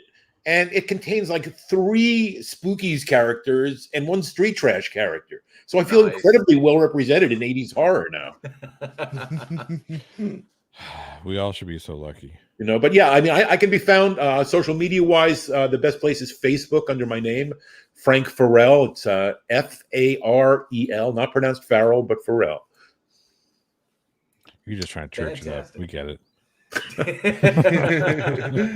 Fantastic. Well, thank you so much, Frank, for joining My pleasure. us. And of course, this is going to be an absolute blast when we dive into your career in our After Dark session. For all of our patrons out there, you will get access to that early at the top of the month. So you get to hear as we dive into Frank's history with the genre and the things he's done and the very cool people that he has worked with. And of course, what the future of the horror genre holds for him. So we got all kinds of cool stuff coming up there.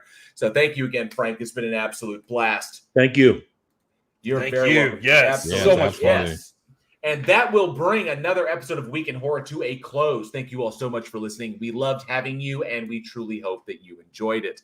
Join us next week when we look back at Monster in the Closet, The People Under the Stairs, The Prowler, and The Dark and the Wicked. We'd like to send a special shout out to our amazing patrons who have helped us make the show the success it has become. Thank you all so much. Also, be sure to check out Joshua Olsen's new store, badsamurai.store.